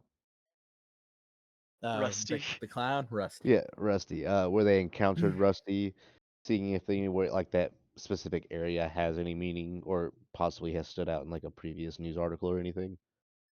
Okay. Similar to that, so how does mystery connect to the bigger picture? As we move forward, that will be a different kind of moving target, right? Because the bigger picture will expand as it does, right? Yeah. Right now, you don't have much of a bigger picture because we only have the previous case and this. So the bigger picture could be said to just be like, how does this connect to the fact that weird shit happens in Beeman Bay, right? Given that that is the cork board that Rob is working with, right? That's the Y- Pepe Sylvia. What you go through in kind of your internet version of it as you are scrolling and looking through like local subreddits and stuff, you get two pieces of information. One is it just happened, but last night there was it strikes you as a little too coincidental. Last night there was a killing in a frat house near Wilmarth. One of the young men was killed, and there's enough anomalous weird shit about it that it strikes you as odd. You're not getting any official police reports, but you're getting a lot of the chatter from the guys in the frat house who are immediately talking about it to everybody else, and the social contagion of it, right? As it's running way beyond the police's ability to control that information space. Yeah. So that's step one. Step two is there is a tweet from somebody who works at the hospital as of I think probably about 35 minutes ago that is talking about weird visitors, and they say hashtag sad clown. Weird visitors. Yeah. Yeah, no. He's not gonna like keep this to Like, it's himself. unclear if they're referring to weird visitors as in like multiple clowns, or if it's just like you go and scroll up and there's a lot of the same form of like, this is what the kind of posting this person does, right?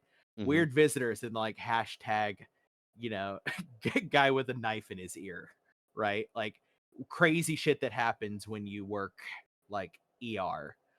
They just called this one hashtag sad clown,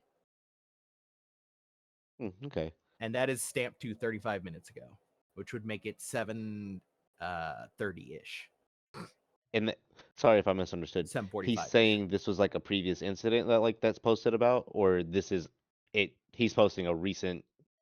It is a woman, and she is posting about something that appears, I mean, as far as you can tell, happening now. Oh, You okay, you okay. go back and you look at their post history, and it's a lot of like beginning of the day, end of the day, and like at lunch break, they'll post about crazy shit, right? And they have a good amount of engagement just from doing strategies like this, right? Where you post something enticing at the beginning of the day and then talk about it later on in the day. So there Yeah. hasn't been enough time to actually talk about any of it. It's just this first post that they saw something and they fired it off. Okay. So those are the two bits of how this connects to the bigger picture at the moment. Two very specific ways that you would have access to. Yeah, no. He will relate to like the rest of them and to everybody and show the piecing that he found, talking about how a looked like a clown was spotted on the guy's Reddit forum, and then the posting from the lady saying it looks like it was recent, as in maybe this morning. But then he questions like how long they have And encountered Rusty. to clarify about the kind of information space from the students, the details that make it through is that some people remember seeing a clown as if it was like in a dream. A Mhm. couple of the guys do. Nobody was aware that it happened until the morning, and that there was no sign of break-in. But that like the guy that died by a stabbing. And not a gun. Correct. A Okay. stabbing, a pretty violent one, and in a way that like the cops haven't reported any of this to the news, but you've got a bunch of guys going like, yeah, there's no bloody footprints or anything. We think he probably jumped out the window, right? Because they would see a bunch of fucking footprints or a bunch of blood leading to the front door, and there Yeah. was none of that. Yeah. He'll pass this information with the rest of them. So there's these two incidents.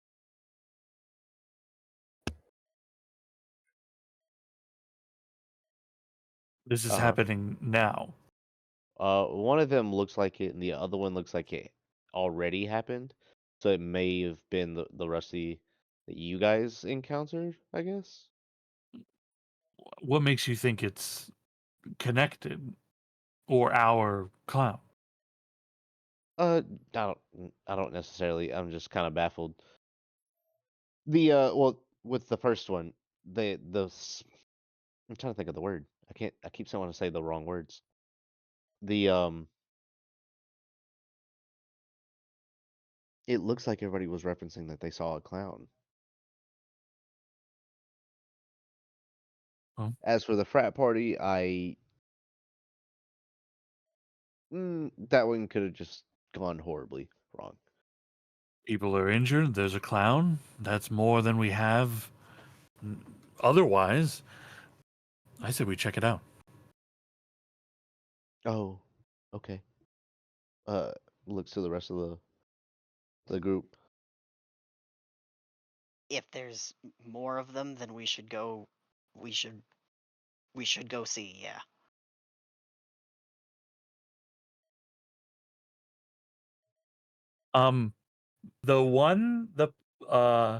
If I ask for more details about the one event that is happening currently, like the where it is, can we get the exact where?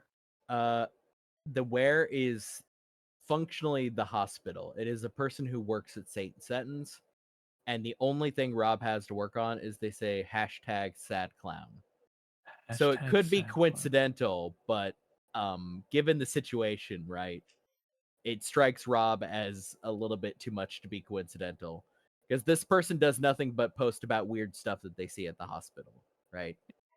And for them to post about that on this particular morning and never have posted about anything like that previously is a little suspicious. And You this is the same hospital that we were messing around with an electricity Yeah. spirit. Yeah, the primary hospital. Yeah. Okay, the Beeman Bay Hospital. Yeah. Yeah, Okay. St. Beeman Bay Setton's. General. Yeah. It's called St. Setton's. Saint. Oh, okay. It's got a name. But yeah, you don't have any. The problem is you don't know who this employee is either, right? Because part of their shtick is like, it doesn't do well to dox yourself when you're, being kind of a dick to people coming in on when the you're worst when you're day of their violating life. HIPAA. Yeah, it's not a cool look. This isn't like a cool thing. And I'm sorry, So they're this saying person that like knows better. that someone came in injured, or that like there's a clown injuring No, people. they don't say any injury. They just say like, weird shit happening at the hospital. #sad clown kind of thing, right? Okay. No other details. So it's a little annoying, right? Because there's no like concrete anything. It's just a thing that like Rob pings when he's looking for clown and looking at like the local current data space, right? He catches a little fragment of that. Okay.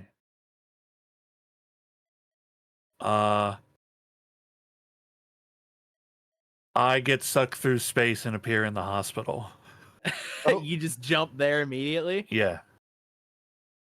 Yeah, Cool. the bag opens and Omeros is like pulled away. Yeah, so all of you see that. Amoros, without saying a word, just thunk. Have any of us seen that before? Only Cam. Okay. Only So- Cam this morning. My question still stands. We don't consider that there's a possibility. I'm just now seeing Amaros jump through a bag. I Uh-huh. won't put it past that there may be more clowns. Oh my god, it's way better that it's the bag pulls everything in. Yeah. That's just way better, dude. Bag opens up, just whoop. Okay, roll me the roll real quick, Amoros, so we can see how you do. Cody, I want to check something. Uh-huh.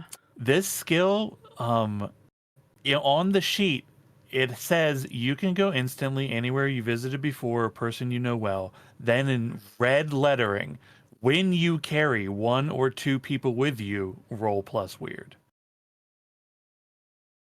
Oh shit! No, you're right. It's you only have to roll when you When I can do it, go okay. anywhere. Correct. Okay. Yes. I wanted to this make is- sure. No. I This thought is that's how you're it absolutely was, correct. was worded. And I should know better because I used the fuck out of this ability, and was going around all over the place. So there is Yeah. no roll. You're not bringing anyone Okay. with you. I wonder. You are just there. I wasn't exactly sure how it went. Yeah, So I'm so- glad we know. Your options for Saint Seton are to be in the parking lot, in the lobby, or in a parking lot, or one of the surrounding parking lot, the parking garage, the surrounding area that you've walked, in the lobby, or down in the basement.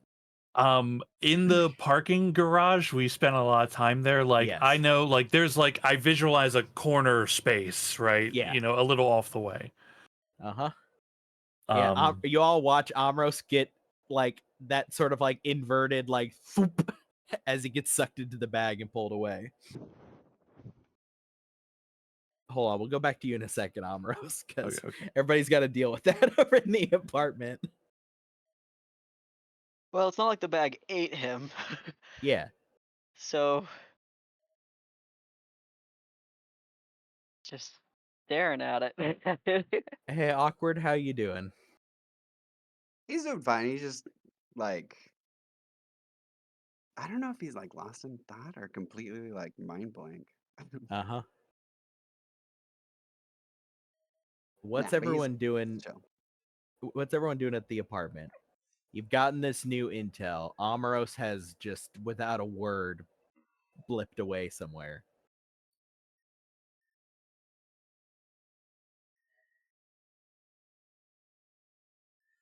Do we go to the hospital?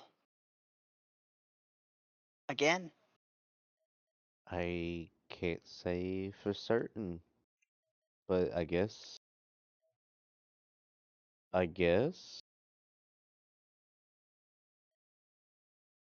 Has he always been able to do that? He does a lot of stuff that I think is going to be way beyond our comprehension. I'm more worried about, do I leave the bag here if we all leave? Oh yeah, he didn't leave any instructions.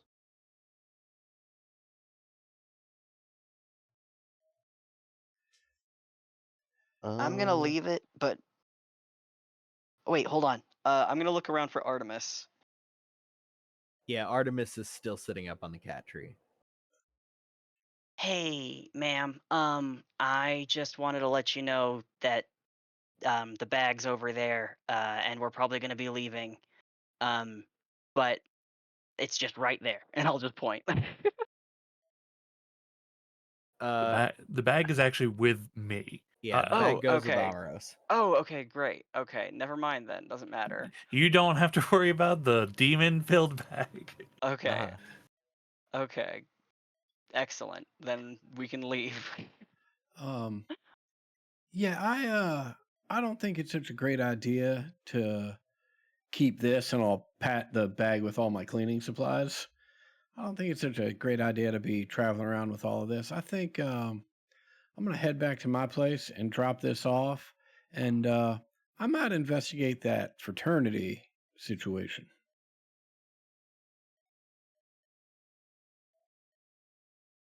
Rob's like, so wait, we're splitting up?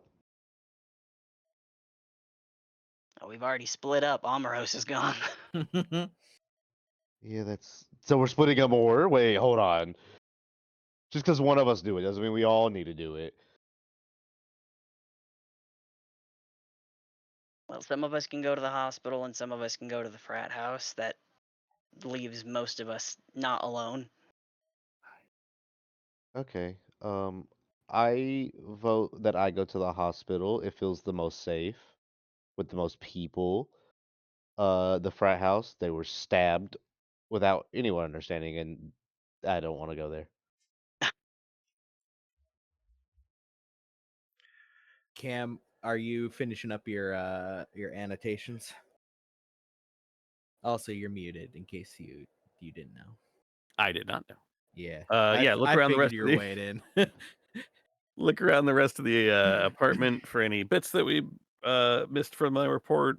Get Mhm. everything in notes. Not sending in the report yet till I have a little more info, but Yeah. not more info, but like down on the into a report cleaner.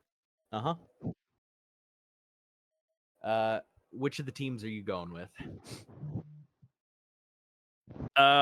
Just in case, I will stick with awkward. Okay. I And was they just then I about to guess say, I'm going with the guy with the gun. so where are you two staying at the apartment, or are you going with Deb and or Rob? Because Rob's going to the hospital where Amaros jumped to without a word. There is a frat house that Rob would have the location to that could give you to go actually talk to the.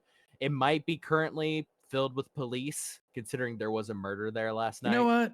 Um, Given that, why don't you all go to the hospital? No, I was gonna go to the frat house. No, I think I should go to the frat house. All right, more than welcome. And Harlow, what about you Well, I guess I'm headed to the hospital. with Rob? Yeah. It's the Rob and Harlow squad. Yeah, back in Just my yeah. Oldsmobile. Just roll up a joint. Yeah. Roll up a morning J, head to the hospital. Does that sound familiar to you at all, out of kid? Well, no, I'm better than that. Also, okay, so we will smash cut to then. Our various teams are moving. Is there anything? So, Deb, you wanted to go to that house or go home first? Well, while I'm on the move, I'm yeah. going to basically hide this bag away, right? But I need to do two things while I'm on the move. The first is I need to act under pressure, call my friends on the force, right? I want the autopsy of this kid. Okay.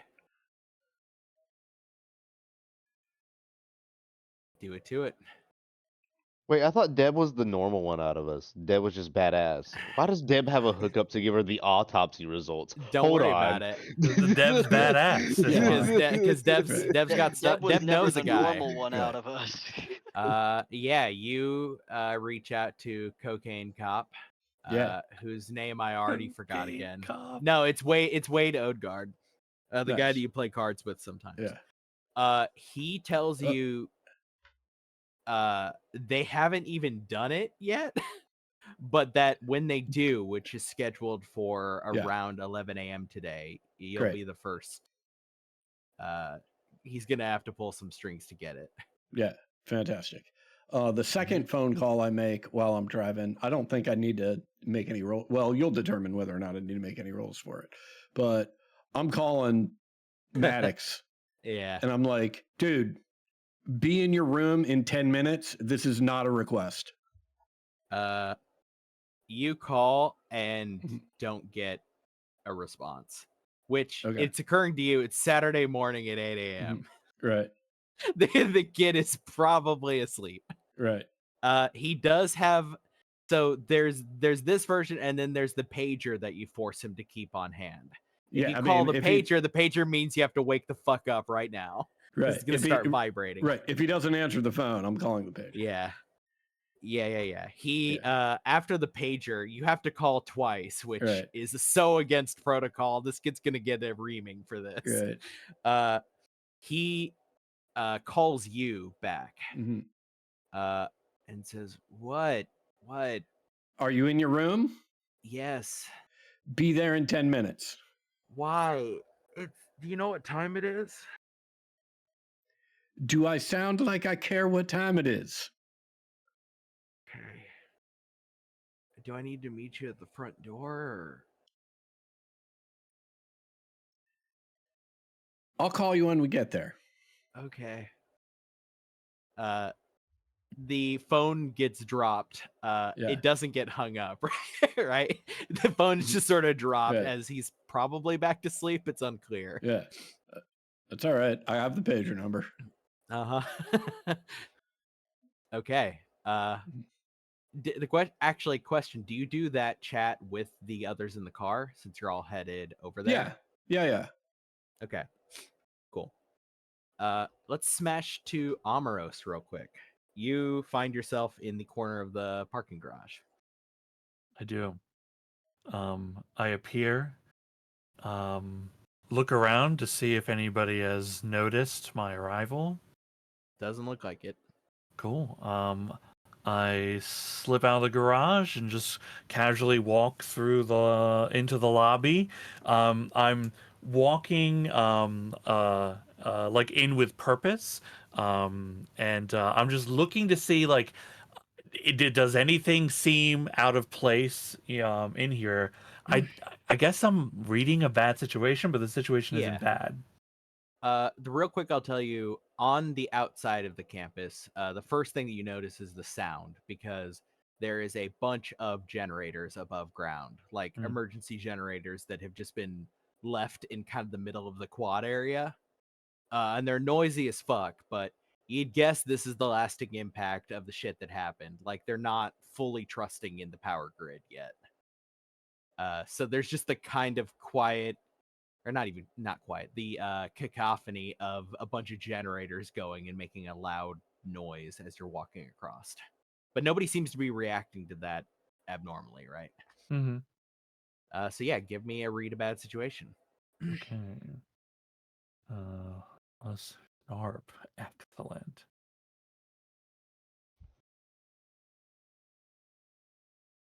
Yup. Yeah, you walk into the hospital. It is a different person on desk day. It is an older looking gentleman. You have the look of somebody who like doesn't need to be asked questions as you're kind of just, head up, like marching through. You don't see anything around. You're realizing now, like, you don't really have a lot of intel, right? No. Yeah, that was the it was gonna look and see if anything was like, oh, there's a crazy thing happening here or not. I pull out the phone and text our group chat and say, I'm at the hospital. Everything seems to be okay here. Sorry, I left so fast. Should have thought it through. Should have thought it through. I'm here now, though.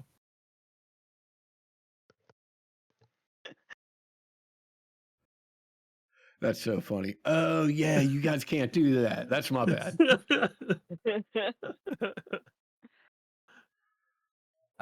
Amaros, you standing in the lobby, right, looking around, realizing like, shit, I only have access to the lobby unless I start walking the floors. That might be a problem. I don't have any of the people who just say things and make stuff happen for me. Yeah. You could maybe try to bluff it, but you're at a bit of an impasse as you're looking left and right. To your left Well- is like a little Starbucks thing, like one of those little kind of Starbucks shops that are in the lobby of a lot of hospitals. Yeah. Like lobby looks fine. It's that like I'm looking around, I'm thinking, and I'm not gonna get anywhere in the lobby. I open a door to see if it opens up, and I go in. I go looking. God. Yeah, so your best bet is to just like get on the elevator and go to the floor by floor, right? Yeah. Because there will be some places that are locked. There will be some places that have like key cards or you have to hit a button to be let in. But Yeah. there will be places that aren't. I know, as someone who has delivered Yep. pharmacy products to a hospital, I'm not authorized to be anywhere, Oh, and I absolutely can not. get in a lot Yep. of places. Yeah, I it's went into the deep bowels of a hospital. yep. It's there is a way to get to like everywhere in a hospital. It might not be the most direct way, but like you can get around. Yeah. Give me an act under pressure roll. Okay. All you need is actually, you know what? I grab a clipboard. I snag a clipboard. Yeah, and, sure. yeah. Yeah, the Look, guy in the fucking robe with a big scarf and a bag around his neck and a clipboard. yeah. Yeah. I've seen it. Work Hospital before. standard. Hospital standard. Okay, 9. Okay. So I'll give it to you this way. The odds of you finding anything are pretty low if you try to be sneaky about it, right? Because you're just going to have to try to do some kind of like, I don't know what to describe it other than like faux James Bond hijinks as you're like rolling from corner to corner and just being out of people's view. Or you can absolutely be seen all over this fucking place and just walk through with confidence and wait for somebody to confront you. Yeah, I'd walk through, right? Okay. Because it's only a problem unless it becomes a problem. Sure. Yeah. Okay. Let's go to Rob and Harlow. From Amaros's place, it's gonna take probably about 15 minutes to drive over there. Any conversations in the car? Or do you guys just go into the usual like silent smoking companionable silence? It may be a question or two about I'm still lost on this clown. Please tell me it's not unreasonable because I think Awkward might be right on this one. It could be more, especially considering what we just saw in these postings. Yeah, that's kind of what I'm thinking. I mean, if the thing can just make things occur or make things appear and it's sort of reflective on what we think it might be able to do or fear, the fact that we've been talking about it for like an hour about how there could be more than one out there, at this point, I'm sold on it. Not because I think that like that there were more, but I think we've just made that happen. I think we did that, if I'm honest.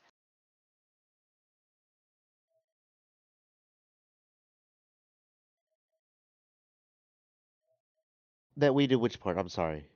Okay, if these two other locations are really dealing with other killing clowns, if that is what happened, right, then I think that's our fault because we wouldn't shut up about there being more than one clown. And that thing made a gun because we were scared it had a gun. So us being scared that that it's still alive, that it's still out there, and there might be more, I think it's our fault. Okay, completely understandable. Now my next question then. So if we can Cam said that these things had a very specific ritual, I guess, that makes them sort of how they are. Like you can't just will it. Like you can't just imagine, because otherwise everybody would have an imaginary friend. Like there has to be criteria met. Yeah, like a psychic, like awkward. Mm-hmm. Yeah, Now, like he would be criteria, I think. possibly, because And he's the one who was the most psyched out about it. yeah, I'm just saying, I think these were his imaginary friends.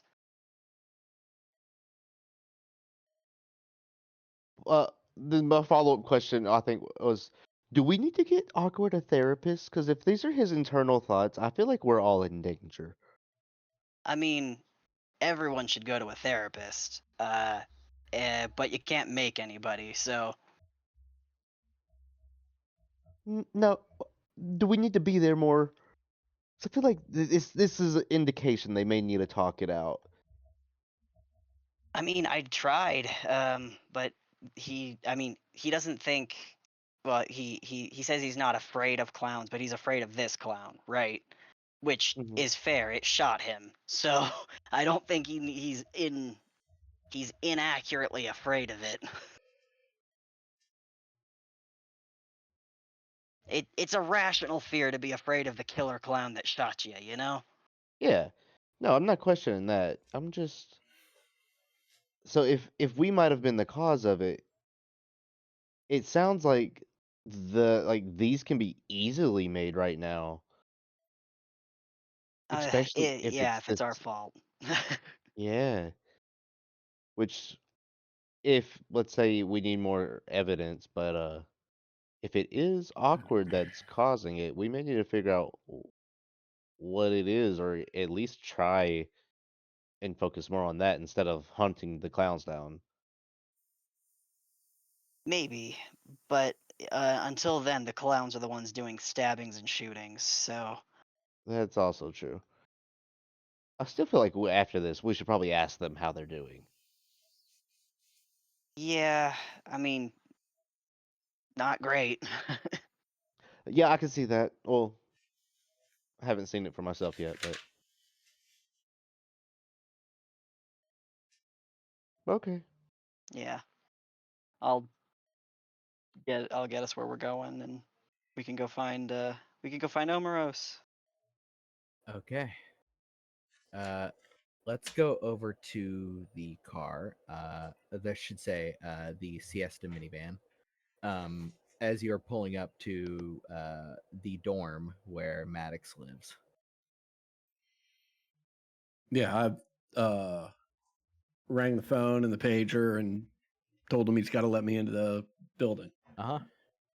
Yeah, he is sleepily dressed in kind of like, I don't know what to call them other than like jogger pants and sweatshirt, standing at the door, like opening it up, looking around, sees you, waves in spite of himself. You see him like wave kind of happily for a moment before the like sleepy curmudgeon sort of Right. adolescent thing kicks back in.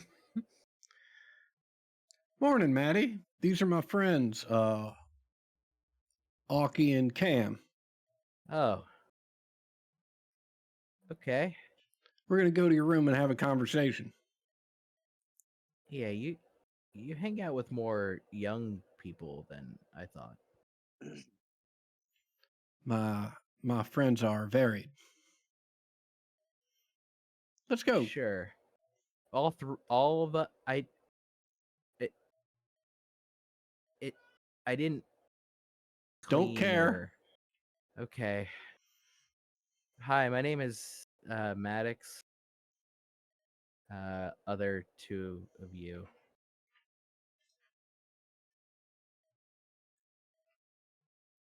Okay.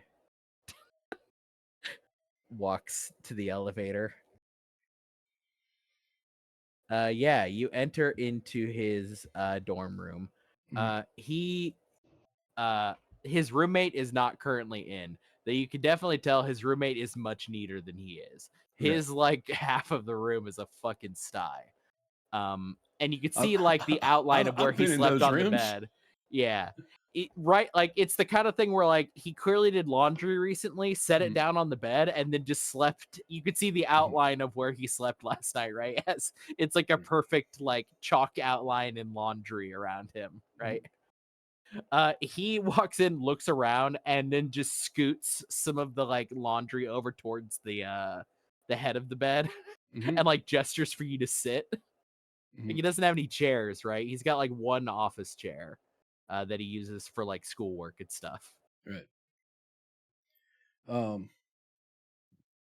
So we'll get right down to it so that you can get back to sleep. Uh-huh. You aware there was a murder on campus last night?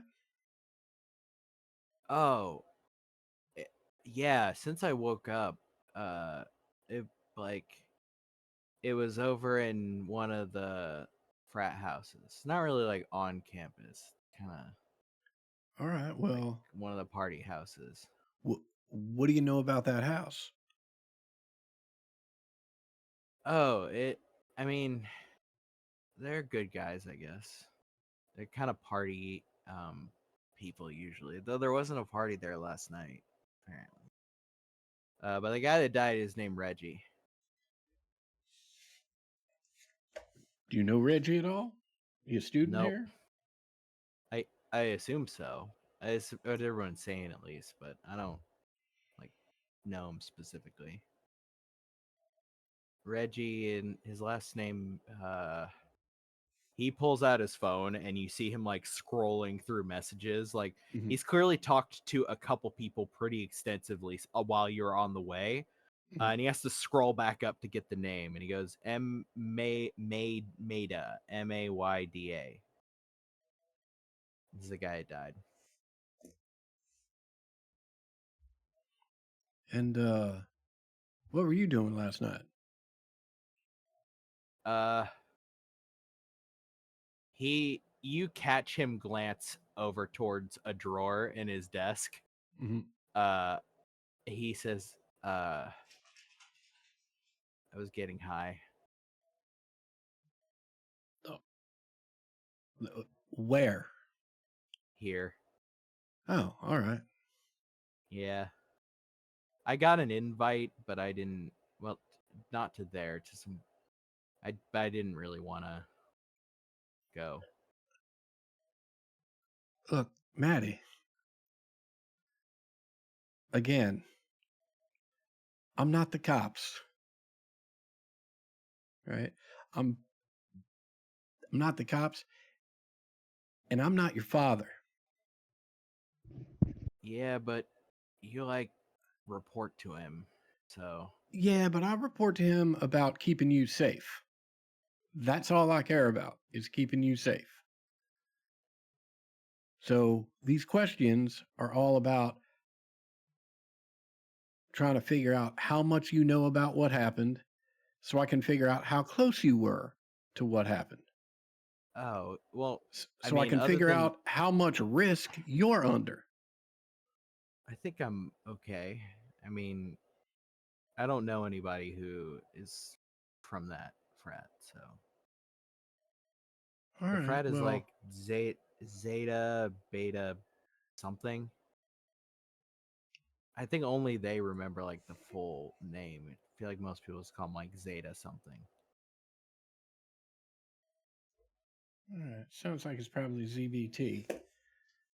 Why don't you show me your phone? Maybe my friends have some questions for you.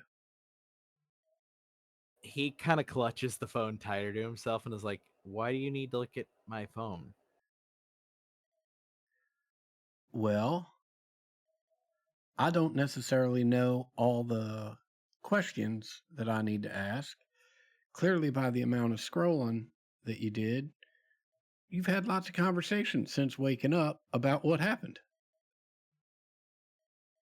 He sighs, holds the phone out, looking over to Cam and awkward says, what are your names now that you're in my room and interrogating me?"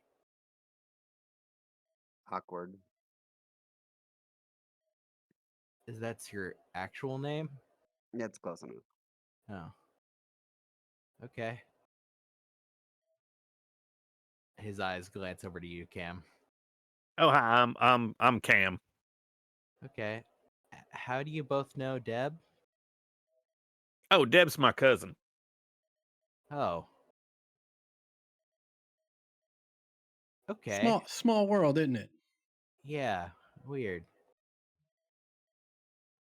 The eyes glance back to you, Deb, and a look of like not knowing if specifically the use of cousin. A lot of the connotations of that is now Maddie is not sure if this is a cousin or a cousin.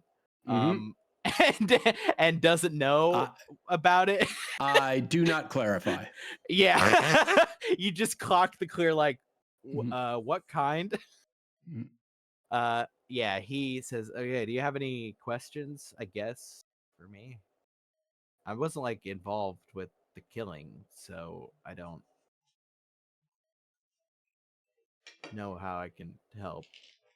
Do you know who who else is in the Zetas? Is there like a founder or a frat house somewhere we can talk to somebody? Oh, I mean the house, they got a house, which Well, yeah, you mentioned the house, Yeah. and you let us know where that was. But like, I mean, is there I don't does know. like somebody? Okay, you don't hang I out with them. mean, That makes sense. no, not they're kind of party people. I go to I mean I go to parties, but not their parties. No, like I'm cool, but Yeah, it reeks of that. It reeks of the like, oh shit, I did just stay in my room getting high last night instead of socializing, and I'm feeling some kind of way about that. Deb, real quick, what are you trying to get out of his phone? literally I'm just looking for any information about last night, like anything that's personal. Like I do my best to just scroll past it and not pay any attention to it. Yeah, the most thing that you see is there's clearly a girl he's talking to, although he has her saved in his phone as Dickhead. Okay. But it was the first person he texted when he woke up, Okay. which is telling. Yeah. And probably what he was trying to keep from you. And Okay. is also the only you look through, and it's the only Mm-hmm. person he's texted in like the last 2 days. Okay. Gotcha. There's some like one-offs to people being like, "You Right. want to get lunch?" Yada yada yada. But this is the only person he's been having a running conversation with. Right. This dickhead. Gotcha. Hmm. Yeah. I mean, I'll give the phone back pretty quickly. Yeah, he takes it and moves it back like onto the bed, kind of under him a Right. little too fast. Yeah. And says, any more questions, or do you? I mean, I'm probably not going to go back to sleep at this point. This is sort of. I think I got the stress sweats now. Well, look, it's dangerous. I mean, I don't want to make light of it. Someone was killed. This Reggie Maida, presumably another student, right? I'd like you to take a little extra care until we can figure out what's going on. I also want you to know that if you feel unsafe at any time, I'm your first phone call. You understand? Well, yeah. I know that for Okay. sure. Well, good. Can I talk to you alone for a second? Yeah, sure. Do you two mind? No, let's step outside. I'll be right here. What's up, Maddie? So the two of you head out, right? Yes. The second the door closes, he leans forward and looks really stressed. Like stress hits it for a second. He goes, Mhm. "I don't. This place is weird, Deb. Weird how? What? It they don't. It, they don't. There's things happen, and people just. I don't. Why aren't they more? He kind of just like fumbles himself into silence. They don't seem to notice. It's not like this place is. What things happen, Maddie? Like people died at the hospital. And people go missing. Students go missing all the time. And then it's like a week or 2 weeks and then nobody talks about it anymore.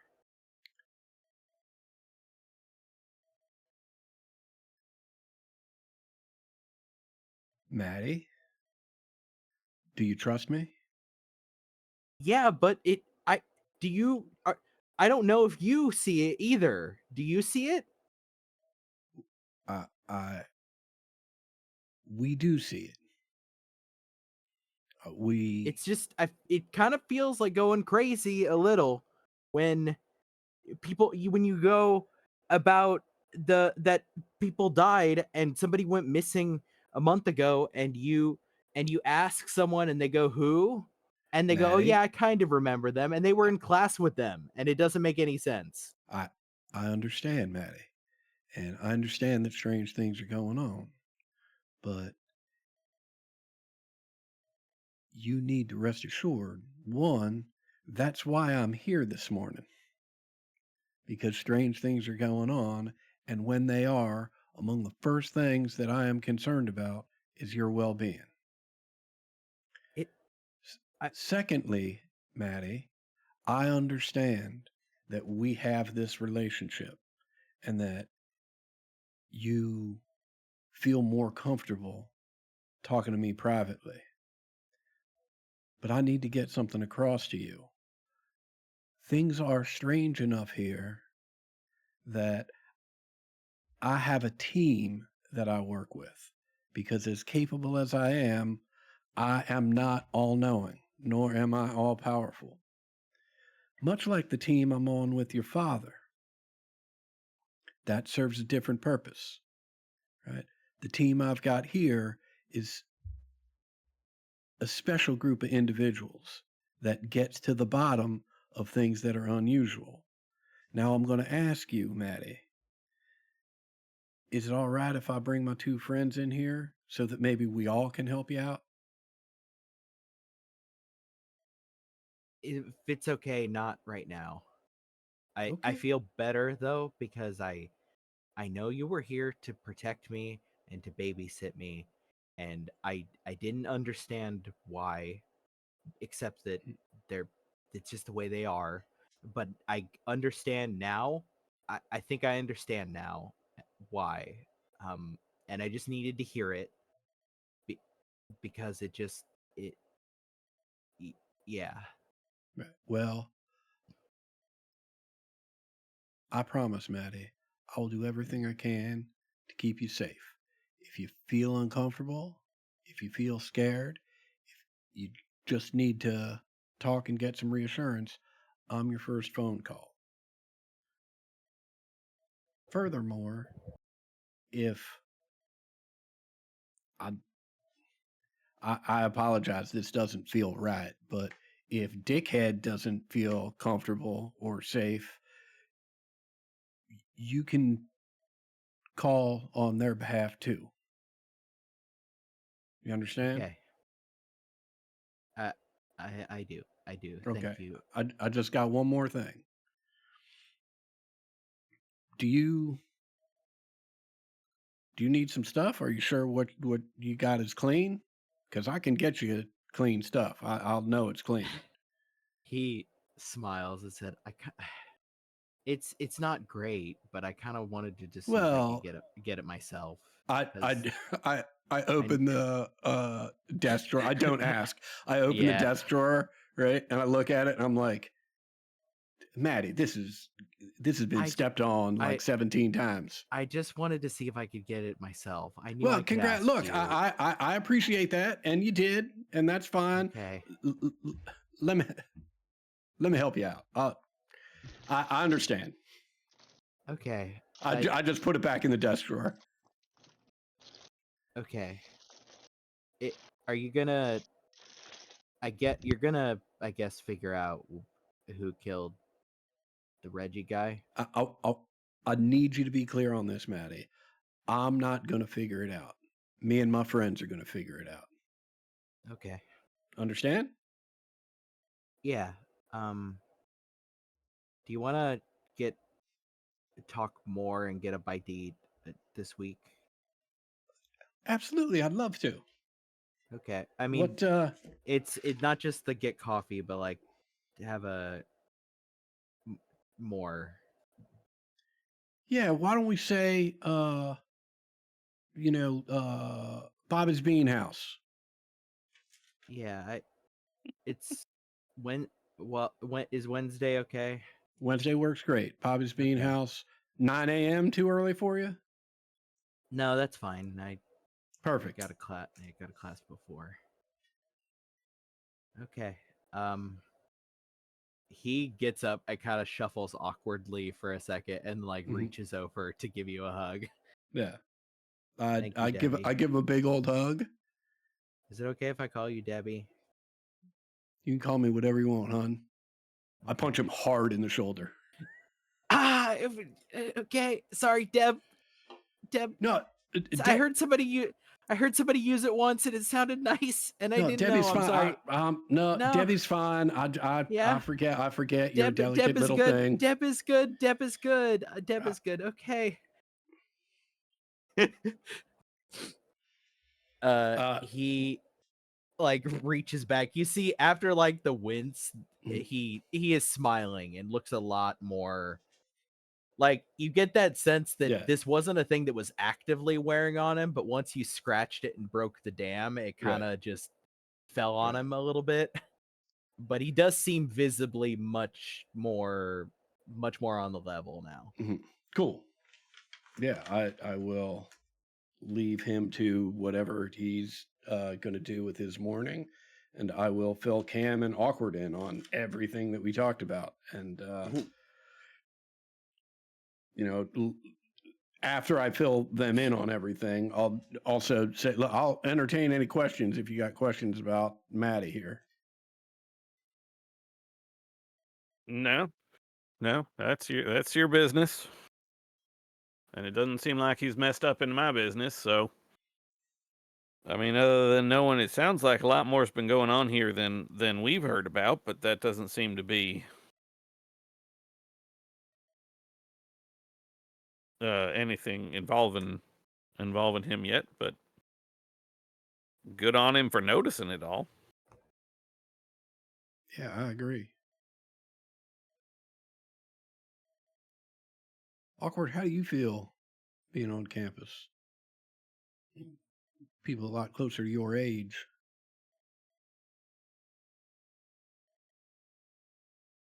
Out of place. Never really went to college, never really needed to.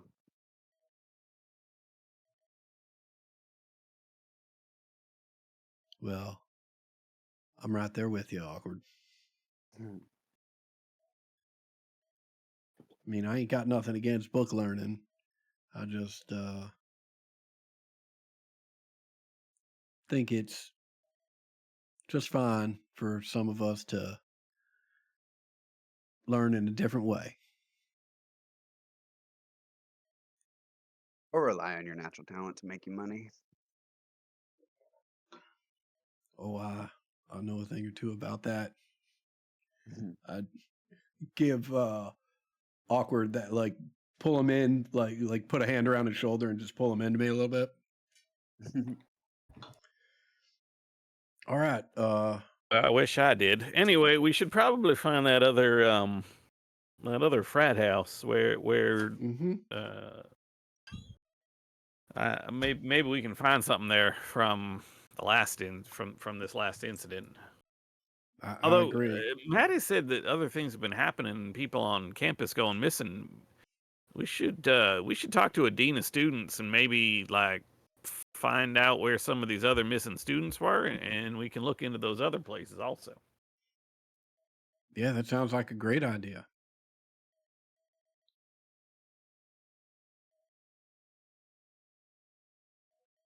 I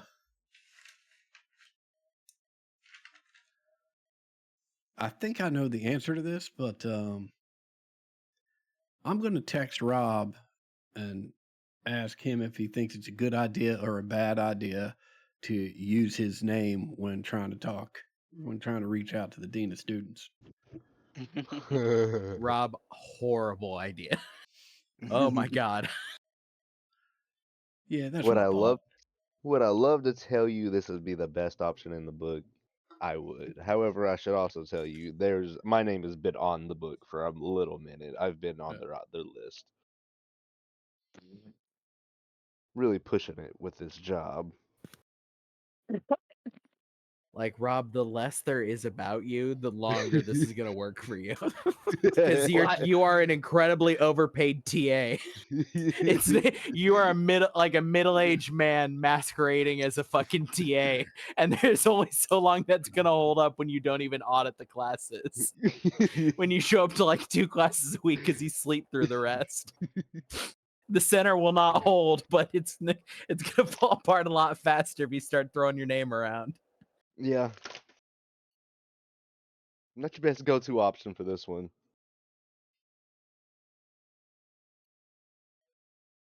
Understood.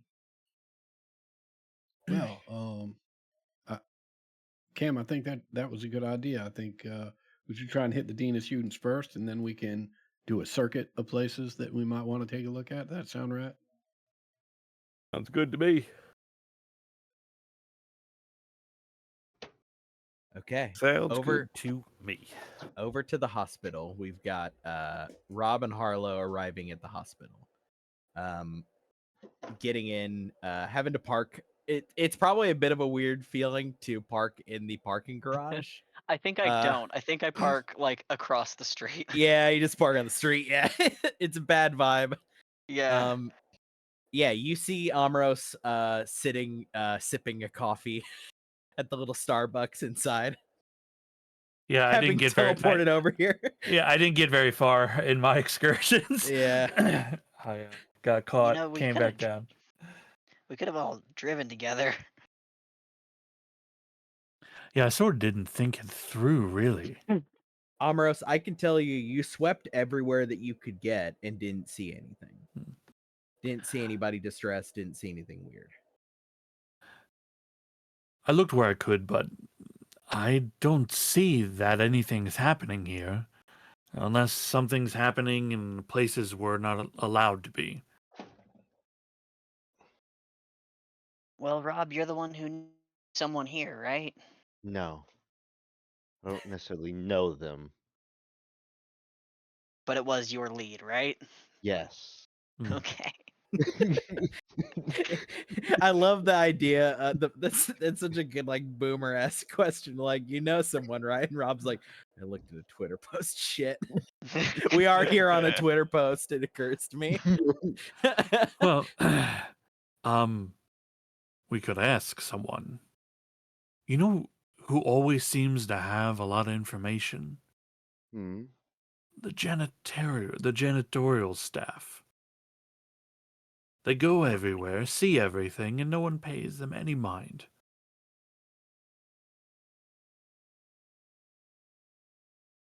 Okay.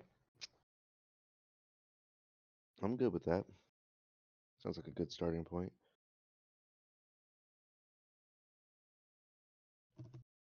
Okay, so you guys flag down one of the janitors. Yeah. Yeah. It's just like let's see, what's a good janitor? I don't know, just bog standard janitor, dude. He's got the hat, he's got the overalls. Yeah, heck yeah. Like mid-30s black guy. He's just living his life. When you flag him when the three of you flag him down. I stop and ask him like directions to get to radiology. Oh, yeah. Radiology, it depends on where in radiology waiting room is 5th floor, and then it's like a right and a left and a right, something like that. Okay, good. Uh-huh. Hey, I heard He starts to walk off. hey, I heard something was happening here earlier. I saw some posts online about people seeing clowns here in the hospital. Was there like a parade or a children's thing? Clowns? No, I I know. mean, like, the last time that any clowns, well, that they invited clowns in, I guess, was like 5 years ago. But that was like, they thought it would cheer up kids, and I don't think it worked great. It was like a program thing they had for local clowns. I'm not sure if there's just not enough local clowns left, or everybody realized it was a bad idea. But they just stopped doing that. Huh. But no clowns today or recently. I don't think so. Rob's gonna show him the post and be like, "Does this spot look familiar?" I mean, that's just somebody talking about seeing a clown here. Well, So maybe there was a clown? a friend of mine, he will be coming to visit, and he deathly afraid. Oh. You know how it is. Yeah. I mean, do you want to talk to security or something? No. Like, It I've just been cleaning puke for most of the morning. I don't. Maybe there was a clown. I don't know that I would have saw a clown. I guess I would have seen one if I saw it, because it's a clown. But I didn't see one. So pretty noticeable. Yeah. yeah, I mean, it's a fucking clown. No, it sounds Big like clown. this place is clown free, and that's exactly the way Well, it's supposed to be. I mean, maybe it's not, because that person says they saw a clown. He points at the phone. You know, when you say it like that, I suppose there could be a clown here. They could be making up the clown. I mean, that's like, kind of what Twitter's for anymore, is making stuff up. Yeah, Rob, did you DM that person at all? No, I did not. Do you wanna? He's really contemplating it because it feels like after hearing this out loud that we just ran to the hospital without a second guessing on any of the other facts. um, Have a good day, really, sir, and thank you Oh, for your service. yeah. Right.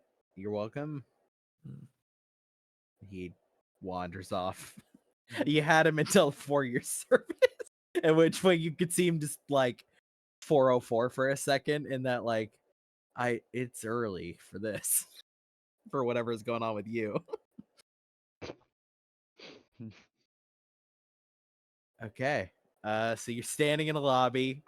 Janitor guy has wandered off.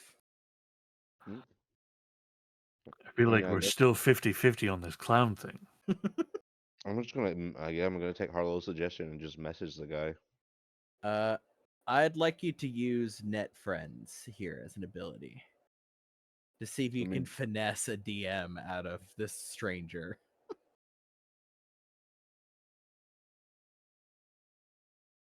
This is my charm. Mm-hmm.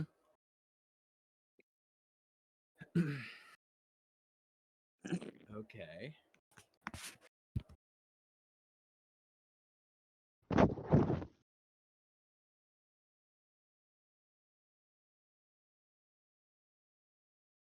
You get, with a 9, you get a DM back, says, "Sure, but I'm busy."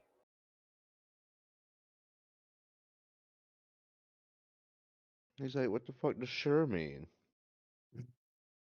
It means send them $20.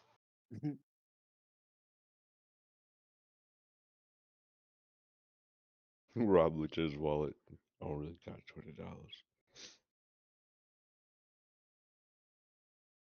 What's your Venmo?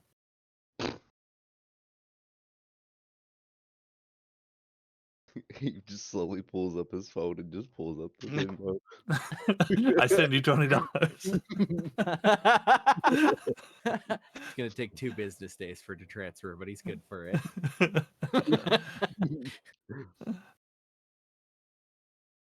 All right, well, So yeah, do you send a message back? yeah, he's gonna be like, "Well, I got $20 if you can help me now."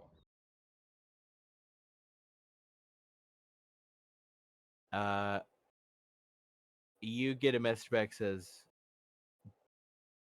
working currently, $50 or it happens at lunch break. Say You'll see. $20 and we'll buy lunch. Mm-hmm. Go with that one because the other option was a slow eye raise to Amaros of how much is too much. You get a message back. Okay, 12 o'clock. Okay. Well, now we have something for 12 o'clock, I guess, to discuss this clown this morning. Yeah, your So- eyes all are drawn to the clock where it is like 8:50 a.m. Mm-hmm. Sorry, it's probably like 9:15 at this point. I wonder how the others are doing. I text the others to see how they're doing. Good segue. Back over to the others. You are going to the house, right? Dean of Students first. Got it right. Mhm. So you are currently having asked to meet with the dean of students. You've been told to wait. You're currently sitting in the little like waiting room where like a secretary who is clearly a student is sitting out front, sort of awkwardly eyeing the three of you. And it's probably like 30 minutes of you just sitting and waiting to speak with the dean of students, right? You do get the text at this point. The text is just saying like, "Hey, we're at the hospital. Might have a lead by noon. How's things with you?" Waiting to talk to the Dean of Students. More going on than we thought. More going on here than we thought.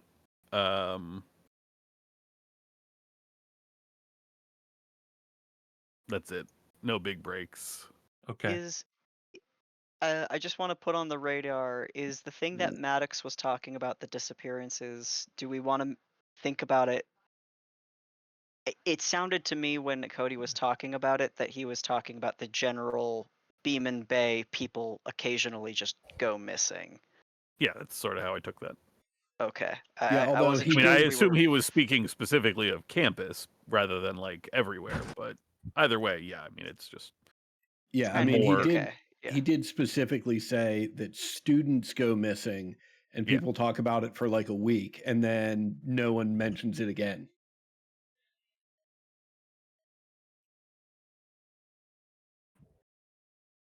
It's a worth checking in because like you know what I mean, that we're investigating. Yeah. Right. We're pulling threads. So I text back. Let me know if you need backup. I can bring us all there.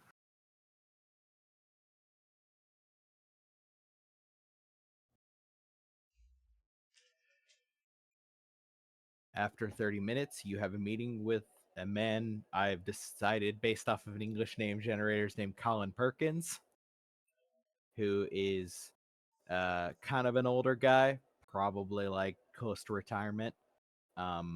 He is not dressed up very much, although he's dressed kind of in the way that tells you like he used to dress up a lot, and this is the dressed down version that he's just not gonna put up. Like he's not gonna put the day to day in anymore. He's getting pretty close to retirement.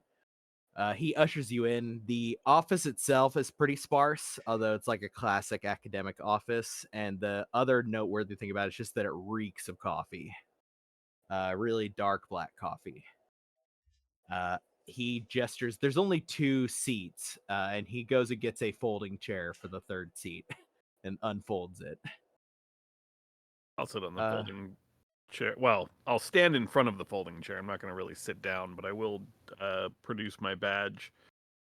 Hi, I'm here asking after one of your students. Yeah, Yeah, unfortunately, yeah, that one. I'm talking about Mr. Maida. Yeah, Mr. Maida. We understand that. Well, I mean, obviously, we would like to take a look at this the place where it happened, or where they were Oh, found, I mean, rather. that's more the it it, it's an affiliated property, but it's off campus. So currently, the police are Yeah, handling most yeah. of I'm it. gonna need that. Yeah. I'm gonna need that address. Is what Oh, I'm saying. sure. I'm also wondering, what can you tell me about that particular fraternity? Like, what is their focus? Are they an engineering fraternity? Are they what's their He like what's their charter? pauses, says, "Insofar as I know, it is mostly business."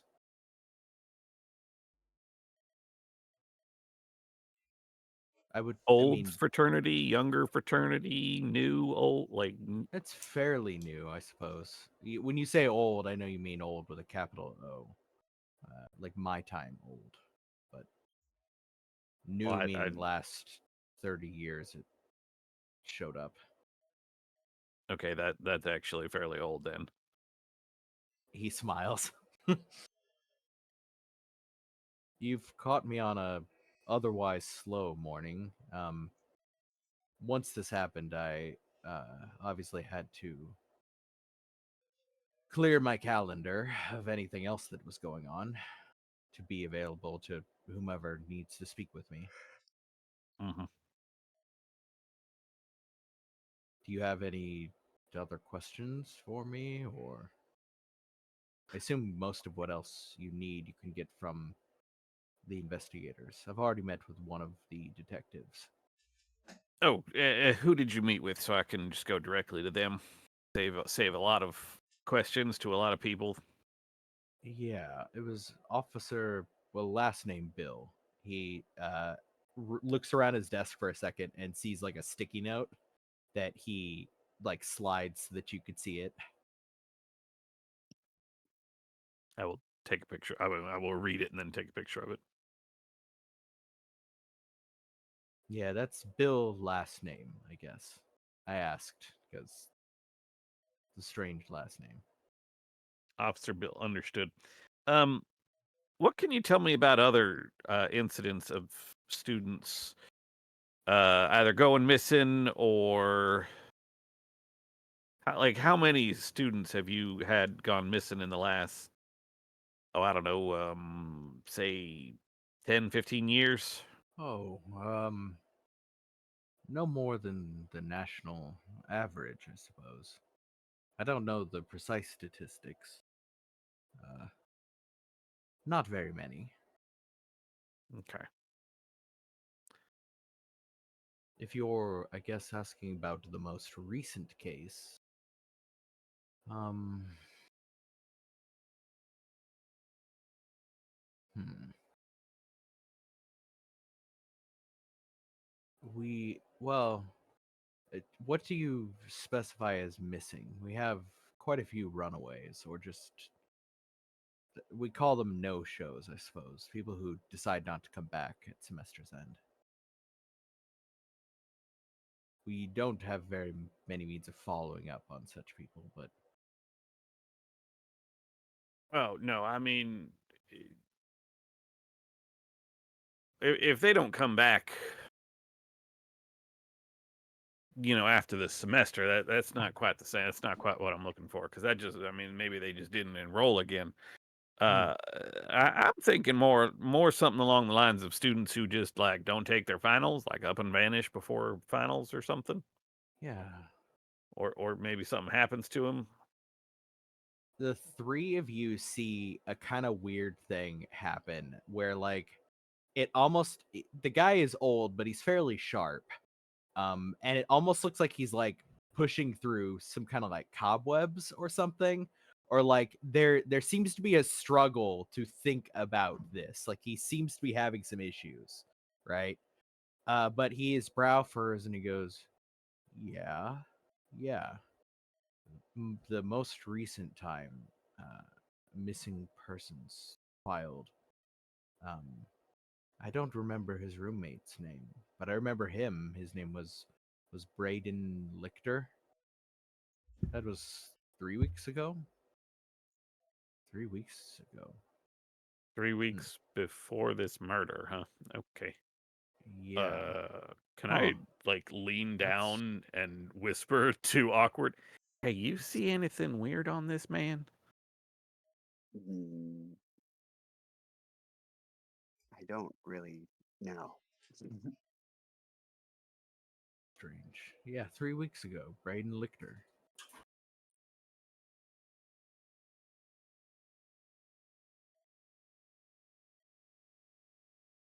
Can I help you with any? Would you like? I only have the. I know they're not environmentally friendly, but he points over at one of the styrofoam cups. Oh, I'm fine.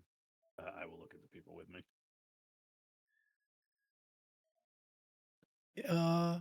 Yeah, that's awfully kind of you. Sure, sure. He Gee. goes over to pour each of you a cup of. It's just straight black. You realize now it's probably like Folgers or some cheap brand that Mhm. he's just gun running in mass. Right. The point is volume. As he pours it out into these styrofoam cups, hands it across to you. He doesn't offer milk or sugar, nor does he seem to have any present. Right.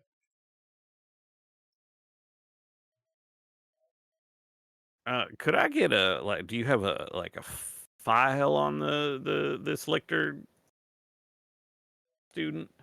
No, not really. Not We have really. I his- thought we they were have a student his- here. Yeah, we have his academic file, if that's what you're referring to. Yeah, that is Right. exactly what I'm referring to. Sure. Do you have a contact information? It's right here on this card. I will pick up his pen and write my email on the back of my card that just has a phone number on it. Uh-huh. He takes the card and looks visibly relieved, and he goes, "Not enough people use cards." Sure. I will send along his. Well, I have to. There's several things I have to do before I can send along academic records for anyone. Yeah, So if you may- have any questions, you can just call that number on the front of that card, and they will Sure. get you any sort of authorization you need. Okay. If it is fast, then maybe by the end of the day or first thing tomorrow. Sure. Mm-hmm. Either of you have anything that I'm forgetting here? Mm-mm. No, I think you just about covered it. I got one question. You had a student go missing 3 weeks ago, and Mhm. student murdered. It's a terrible thing. It is a terrible thing. What if anything do you plan on putting in place to make the campus safer? Oh, well, in the case of the disturbances, more, I guess I haven't, more maybe in case he did anything to himself or more mental health awareness. And in the case of the murder, probably to ask Beeman Bay for more regular patrols. Hmm. Or Beeman PD, I should say.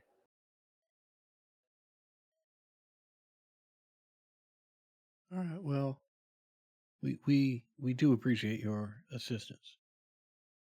Sure. The eyes glance down at you, awkward, and his eyebrows kind of like furrow for a second. He goes, "Are you a? I suppose it's rude of me. Are any of you students here? You're with an agent. Are you all a part of this?" He looks at the card. Well, we Right. were. I put my arm around awkward. As it turns out, we were gonna schedule a campus tour, but seems Oh, like it's a odd time for that. We want to be yes, respectful. Well, my number is on the website. Feel free to email. What is your names? I'm Deb. Awkward. Awkward. Do you have Uh, a last name, son? Or... Edward. Oh, are you local? I was. Oh. He smiles. Edward's a name. That's a known name around these places. What is your first name then? Glenn. Auckland. Okay, I shudder to think your parents named you Awkward Edward. No, it's just the name I was called, and it eventually became the name I go by. Sure. Well, if you're thinking about coming here, Awkward, a different day, a different week, perhaps, but we'd love to have you. Thanks. I'll keep it in mind. He smiles. He pours himself his own cup of coffee and starts sipping it as he walks over to the door and like opens it to see you out.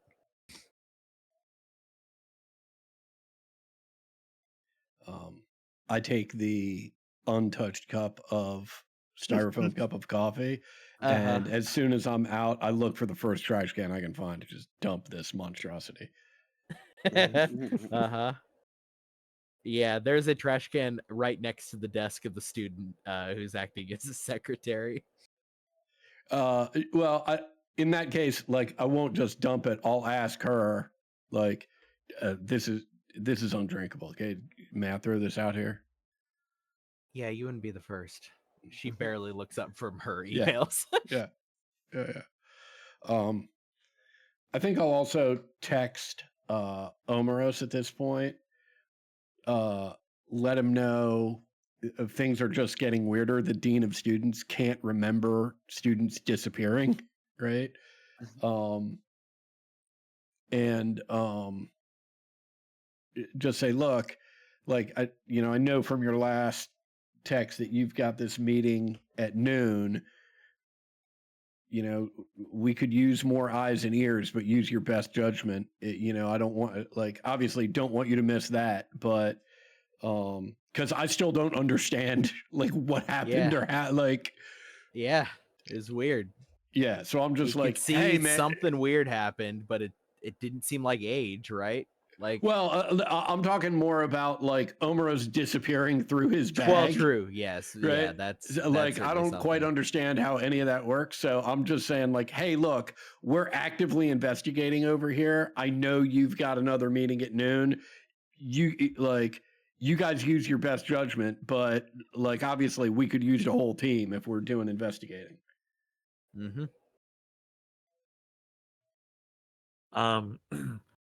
Are you texting me directly or the group chat that I'm texting the group chat. Yeah. Yeah, you just responded. Yeah. Cool. Well, I present the question to our group. Do we want to just stay and make sure we get the meeting, or do we want to risk teleporting there and maybe missing everything? Wait, are you saying that, like, me and Rob can teleport with you? I could bring you, yes. Oh my fucking god. I give, like, big old doe eyes to Rob, like, can we go?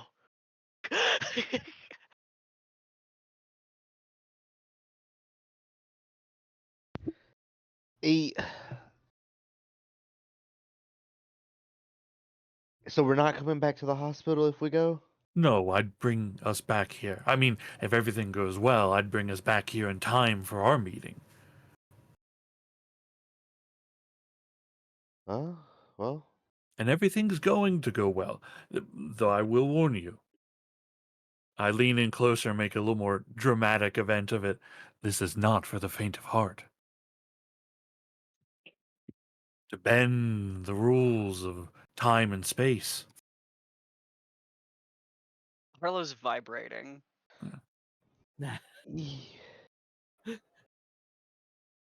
Yeah, I think he's just gonna go. Because at this point, we either do or we don't. And he's not staying on his own, so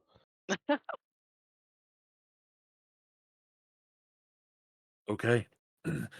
I find I bring us back to, to the parking garage. Uh-huh. I bring us back to the parking garage. Yeah, and- sure. Yeah, right in the corner. Be like, okay, the energy here is good. Are you sure? Because Mm. it was crazy like 4 days ago. No, this puddle here, good. Yeah, I'll make some somatic motions, and the bag opens, and we get Wh- pulled in. Where are you aiming for specifically? It I can also am. be hinged on a person. I believe. Yeah, I'm actually aiming for death because I don't know this place, so I'm Uh-huh. aiming for the person. Sure. Hell yeah. Okay, guys, we need a 10 or better. Um, It's a 7. Okay. Uh-huh.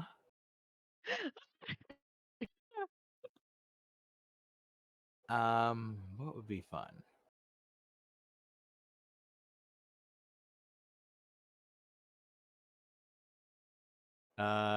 Okay. Oh, one more thing.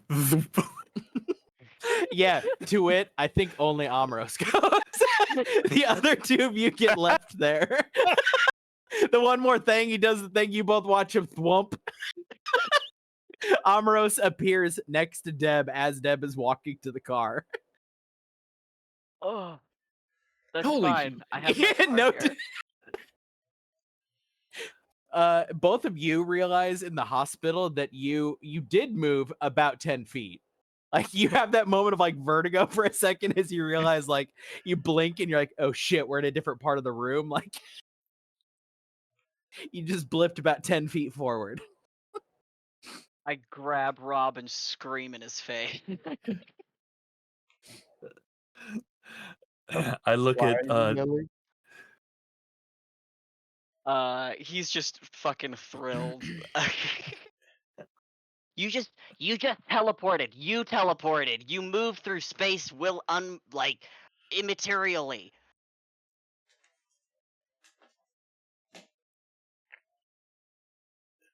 Uh-huh.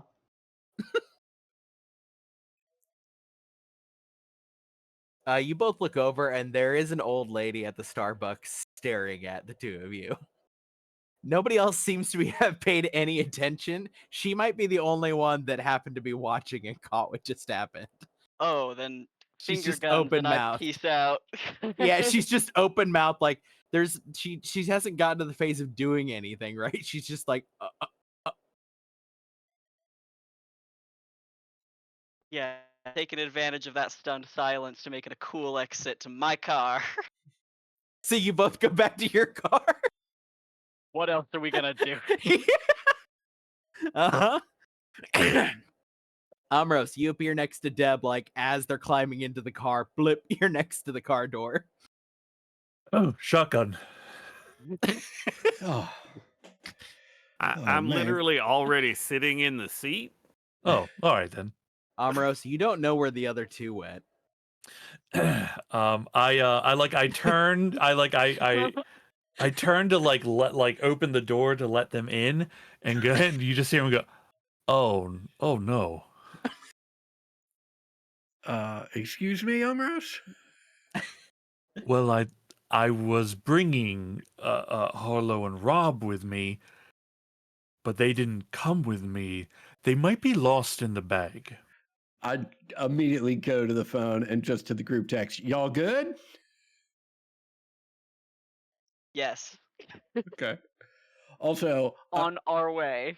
okay, excellent. I know that it doesn't work this way because Sean has already explained what the numbers are that would be necessary to make things happen. But I would absolutely love it if it turned out it was impossible for Omeros to teleport other people. Like he just didn't understand that, and it's constantly like, "I can take you. It will be a magical thing. It will be amazing." Oh, he got shit. it done once, but it was Right. just with a bunch of corpses and a Right. random guy. Oh, Cam shit. is the only witness. I just text back, responding to you. Next time for sure. I text back 10 feet in all caps.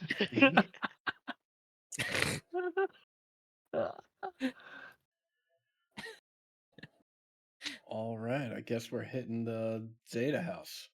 Uh-huh.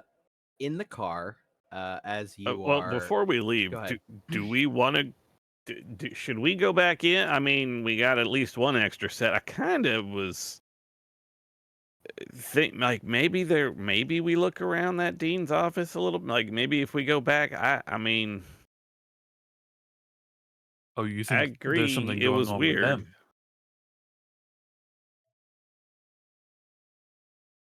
Yeah. Didn't that why Deb texted you all? I saw it in the group chat. Oh, I just thought there was something going on, like here in general. But sure. What's No, the I plan? mean, there's definitely something going on with that guy's memory, whether or not it's intentional or is he trying to hide something? Has someone else affected him and is trying to hide things from people? Or is it just he's an old guy? Sometimes memory fails as you get older. It's hard to say. I could But clear- try. Yeah. I could try something. I Well, just to make sure, I do drop our GPS pin in the chat so Right. that everybody knows that we are Uh-huh. here right now. This is Nice. this exact place. Great. Let's go back in. I march past the student secretary, and as I do, with no intention of stopping, right? I just Mhm. say, it's the damnedest thing. I got the scent of that coffee on my nose, and now I really need one. Okay. And I just As go to the, like, open the yeah. door. Yeah. As real quick before you guys go back in, Awkward, I'd like you to just take a nap in the back seat. Yeah, It's I been a think I'm lot. gonna- It's warm, right? Like they're gonna go check out a thing. You wouldn't be able to help anyway, right? Sounds like you guys got a plan. I'm gonna go pass out. Are you sure you're You gonna be sure? okay? You Yeah, you it's daytime. We're fine. you sure? I can. You can. I mean, you sure you want to be alone? You were worried before. My reassurance that this thing is dead didn't seem to cheer you up, but Well, I've had time to think about it, and you're right. It's probably nothing. all right, we won't be more than 10 minutes. All right. Well, you'll probably find me still sleeping then. You want us to crack the window? Yes, please. Lock the van. That as well. Real quick, what are we at the store for? Well, you two now are smoking in the car on the way on the way to Wilmarth. Oh, okay, okay. Amros having blipped and left you behind. Actually, we are gonna stop at a Staples on the way there. Uh-huh. Yeah. What are you gonna get at the Staples? A journal. Oh, right. Ooh. Yeah. Yeah. I mean, at the Staples you've got some options. You can either buy like a ridiculously like overpriced one that has a bunch of the like it's clearly cheaply made, but it's just overpriced because it looks like it's made of slightly higher quality stuff. You Oh, can so get the the shit that just has like cats and dogs on it and is like coded for younger folks. no, Or you so could the get something plan that's is just really boring. it's gonna be like a nice little leather book, but I'm also going to pick up a couple of packets of like stickers as well. Ones that I think Awkward would like. And I'm gonna put all of that together and put like the leaflet of stickers like inside the book, so it's not like obviously part of it, but it will be once he opens it later. Okay. I'm spending like $20. Yeah. Back at the university, Awkward's in the car. You two are, or the three of you are storming into the office, right? I guess you could say you're walking in gently, but it's storming when you just open the door and walk into a place. Yeah. It's the move I've learned where if you proceed with confidence and briskly, you are much less likely to be stopped. Yeah, he seeing you barge in, he sees you and then sees Cam, sees this new friend. Brow furrows, and he like leans forward and looks down by where the chairs are and goes, "Did you forget something or what? What can I help you with, Deb and Cam?" Just gonna wander, or like while we are talking to him, I'm just gonna, instead of just standing there, just kind of walk around the office and look for anything out of place while I'm doing it. You know, I will start. Yeah, we forgot, and just start like rambling on, unless anyone else interrupts me. Okay. Amaros, what are you trying to do? Oh, well, I have to talk to the guy, so I guess I would interrupt you to a degree. I'd say to him, my name is Omoros. My friends here told me you were a man who cared very much about his students. Is that correct? Yes, I suppose that's true. Your job is looking after them. It must be weighing heavy on you. Recent events, and I can imagine this job is probably stressful and without thanks. And as I'm speaking to him, I'm trying to use the soothe ability. Yeah.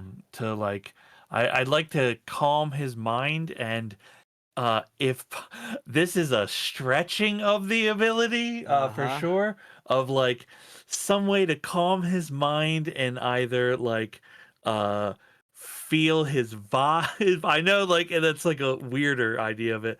I like even if there's get a sense of maybe what he's thinking.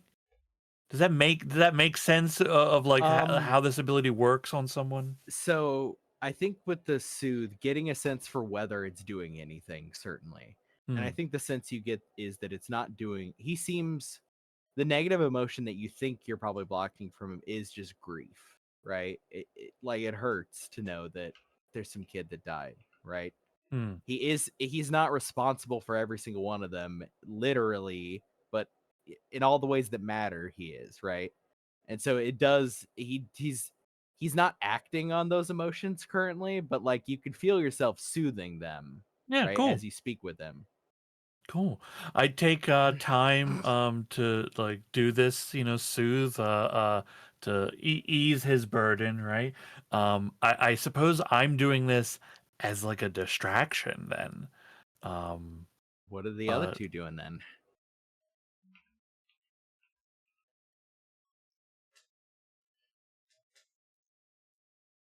My plan was basically to investigate his office to see if there was anything out of place that might explain why, or might speak to why he's acting so strangely. Give me an investigate a mystery or read about. I could probably investigate a mystery. Investigate. I figure. Yeah, guys, it's fine. I'm good at this. Hey, you know what? I'll take it. You are good at it. What about you, Deb? I think I am going to use the one hold I've got on investigate a mystery, right, to figure out basically the mystery I'm trying to solve is to what degree is this person trying to hide things from us, right? Like I've had plenty of people lie to me, right? And so,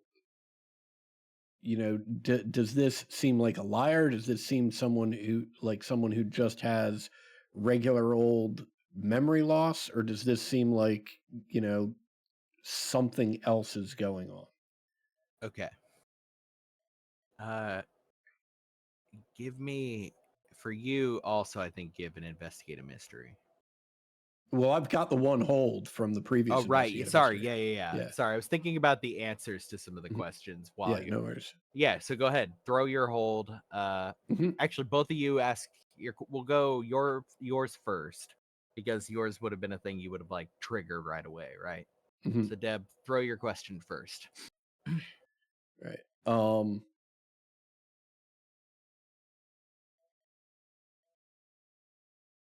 How do I want to phrase this?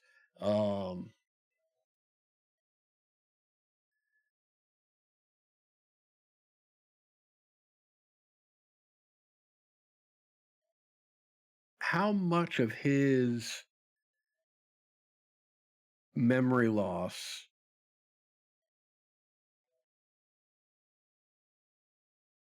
seems to be something that I've seen before, right? Versus something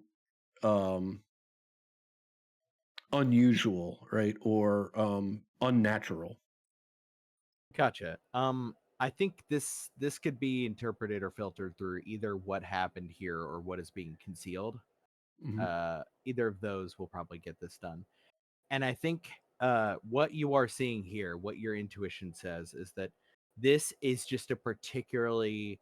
You haven't talked to a ton of people who are potentially have lived here a very, very, very long time, right? Mhm. And some of the people you have talked to that have lived here a very, very, very long time are people that are in the know. Mhm. You think that probably what you're seeing here is what happens when you live in a place like this for a very long time, like Gotcha. what it does to you, right? The exposure to whatever it is in Beeman Bay that makes people look the other way and not pay Mhm. attention. What that could do to a person when so much of the things that happen on your week by week or month by month become blank spots, Mhm. right? And so even in the he can get there, he can tell you about a thing that happened, but when you ask him about statistics and stuff, as far as he knows, it's not particularly out of the ordinary, right? Right. Like that's the sense I think that you get. Gotcha. Because you've seen it in lots of people in your day to day. You handle most of the people talking, right? And Mhm. the calming people down. And you realize it's super easy to calm people down in Beeman Bay, way easier than it should be. Because Right. it's almost like they want to not believe that they're seeing what they're seeing. In his case, you think you're just seeing an incredibly advanced case of that. This is an Gotcha. old man who has lived here a long, long time. Cam, or was that a satisfactory answer? Yeah. Yeah. Okay, cool. Cam, throw yours. I am going with what is being concealed here. I'm guessing that whether intentionally or whether it is just forgetfulness, there is probably something that this individual knows or has figured out that is potentially scattered around the office in, bits and So records and papers. And so not what just not what you're looking for, but I think what you find that is concealed here is that his office is bugged, right? And when you look at the equipment that was used, it seems like it was probably either you, the FBC, or like one of the other kind of Fed things. No serial numbers, like, but you get it's the kind of bug you'd plant in somebody's office, right?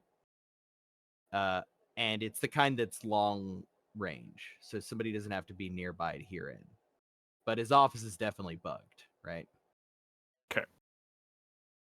Not quite what you were looking for, I know, but I think with Cam's expertise, you find the bug fairly fast. Like you're looking for other things and you find that instead. Which is like somebody's keeping tabs on this guy, right? Yep. Okay.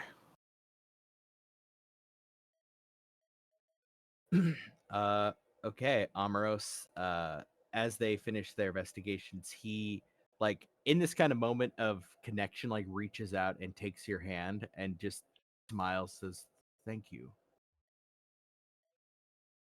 You're welcome. You have a good heart.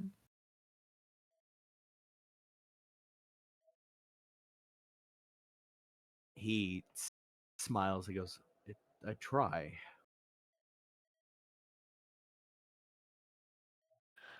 The students here will be well looked after.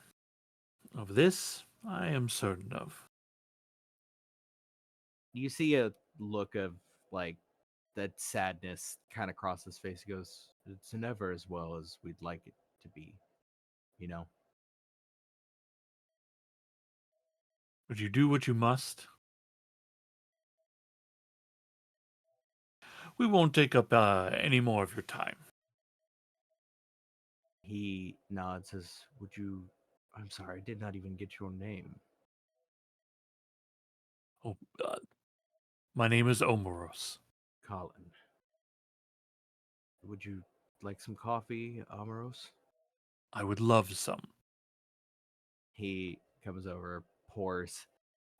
Seeing that two of you don't have yours anymore, he pours another another round of coffees for the other two of you, and just smiles as he hands it to you. I take a sip, let it roll over the tongue and taste buds, turn to him and say, "That is wonderful." Omoros likes this bad coffee. Yeah. Cam, an important question: do you leave the bug or do you take it? No, I'll leave it. Okay, got it. Yeah, I assumed that, but I figured I'd double check. Okay. Is it in a position where I could pick it up and actually like look at it, or You probably couldn't pick it up without it triggering a sound that would be heard. got it? Okay, then yeah, It's I just won't positioned touch in a way that they would be noticed that things were moving around it. They'd hear you pick it up, right? it. Okay, yeah, no, I just leave it then. Uh-huh. Okay. As you head back to the car, as Harlow and Rob are on their way to Wilmarth campus, Awkward, you're vibing, eyes closed, right? Mhm. There's this, shit's gonna get stupid again in like an hour or whatever, but for this one moment, right, it's just quiet and nice. And there's a little bit of sun coming down through. You're like directly in the sunbeam, right? So it's that like warm while you're in the car and most of the windows are closed. You got a little bit of air, the sun. It's a nice nap vibe, right? Yeah. Uh, as you close your eyes, it you're there's a long while where you just sort of look at the back of your eyelids as you're kind of waiting for sleep. Um, and you eventually realize that you are sitting at your kitchen table. Uh, but when I say your kitchen table, I mean back at the family home when it Oh was your no. family home. Um, and at the dinner table, for a moment, you see your mother and your father. Your mother disappears fairly fast, but left there is your father. Um, he is at this time dressed in what you associate with the quiet desperation of that characterized a lot of his and your mother's life, where it concerned their wealth. Right? Mhm. He's dressed in hand-me-downs, in clothing that is too old, that doesn't fit quite right.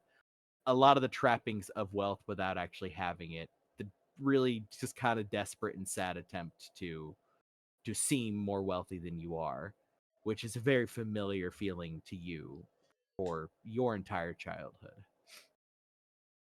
After a moment, as you find yourself walking up to the table, you sit down at the table, and the figure of your dad shimmers, and then it is you sitting there, dressed identically, though everything is fitting a little better.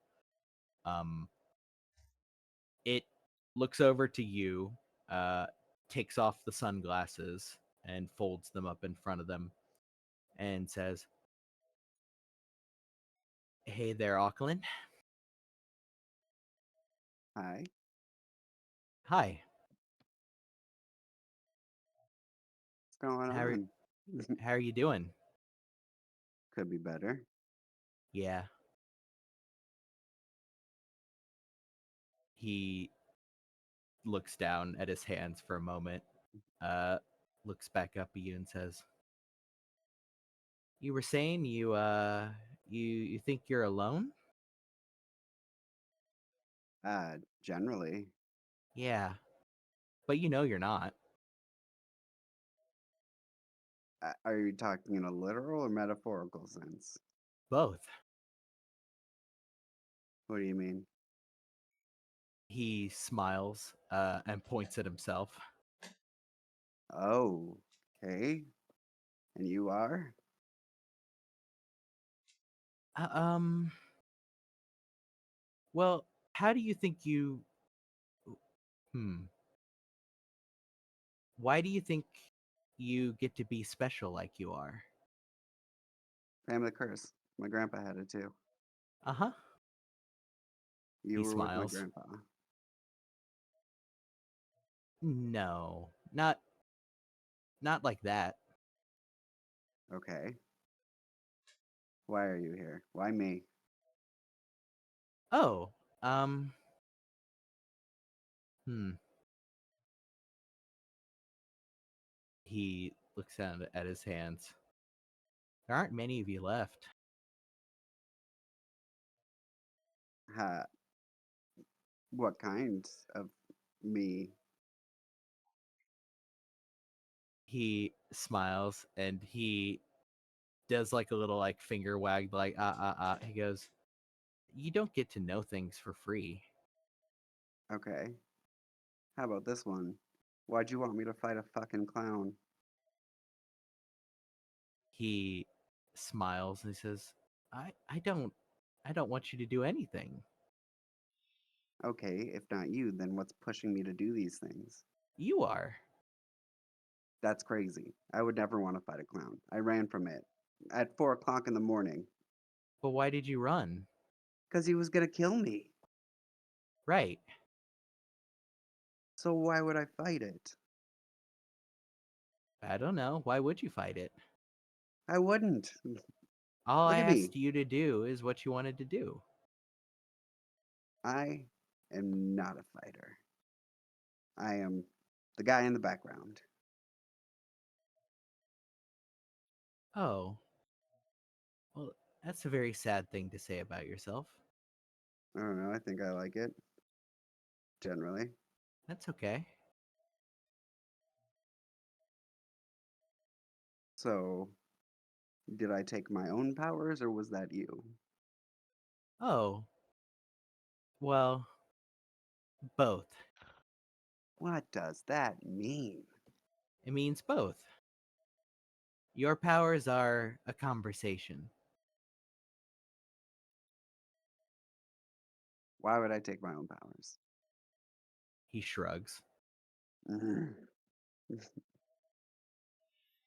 Why would you take my powers? Well, I take them when you don't do what you want to do. It seems very incongruent with how I feel. He smiles and he goes, "Humans are like that a lot. Mm-mm. But don't Okay. worry, you're not alone, and I think I know how to get you your powers back." Wait, are you saying there are others like me? Oh, not just like you, no. No. Okay, let's go back to the powers then. I need those. Yeah, We need those. sure, okay. If you want the powers back, you're going to need to do something I want you to do. Is it going to be painful? Yes. Mm. There is a price for things. For So, your family, it was blood. and what did they get for said blood? He smiles and says, "You already know that. Me? Luck. Did you say luck or look?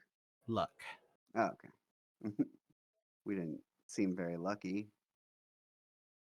That's because you stopped paying. Oh. Well, I suppose that makes sense.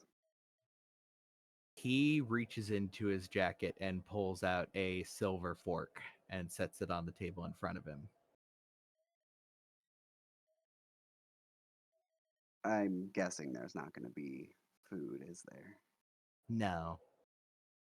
Okay. What do you want me to do then? Well, would you prefer Auckland? I like Auckland best. If that's what you prefer. Uh-huh. Well, it's easy. You're going to take this fork and you're going to place your hand out and then you're going to drive it into your hand.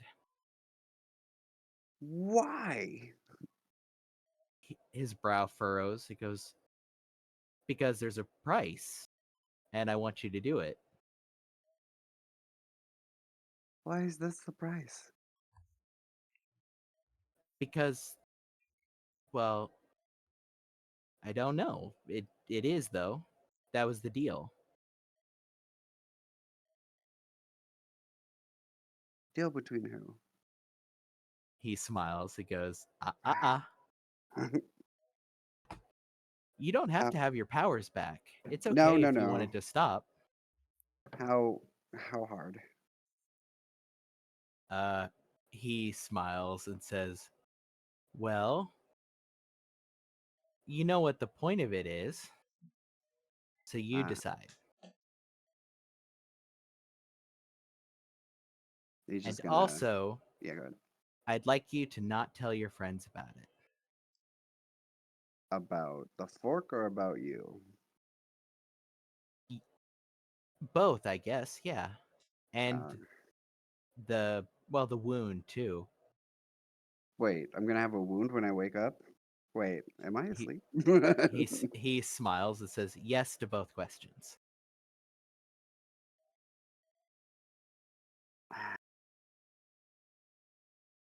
And don't worry, I'm not going to make you have it for very long. But just for a little while. He kind of slams his head on the table and just groans. He like leans forward to like look at you and says, well, you could do that too, but it'll have to be harder. Oh, Do the fork, that's easier to hide. He smiles. He actually looks really, it's bizarre seeing your face, right? He looks like elated. He goes, I thought so too. He slowly reaches out for the fork Mm-hmm. and then slowly just kind of drops his hand on the table. Mm-hmm.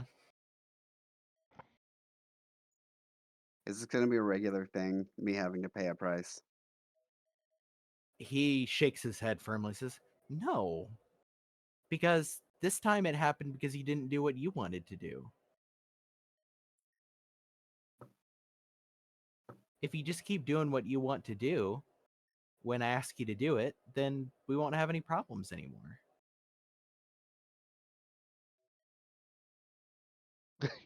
He slams the fork in his hand. Uh-huh. The moment it makes contact, you wake up awkward. There's no lasting image, right? There's nothing. It is just you awake, and in the middle of your palm is the 3 tines of the fork. The way it looks is there's no wound on the back of your hand, but there's the wound in your palm, and it hurts a lot. And it's also strange because it's not bleeding or anything. You could just see the fork marks in your palm, right? Yeah. Uh, He's going to grab his wrist and start yelling obscenities. take 1 harm for me. Oh, It is not God. going to be caught by the amulet. That is fair. As Awkward looks up, the camera pans back from Awkward to see Awkward's eyes shining again, and the correct color, or the color we've known him having them. And that is where we will end this session. Hooray.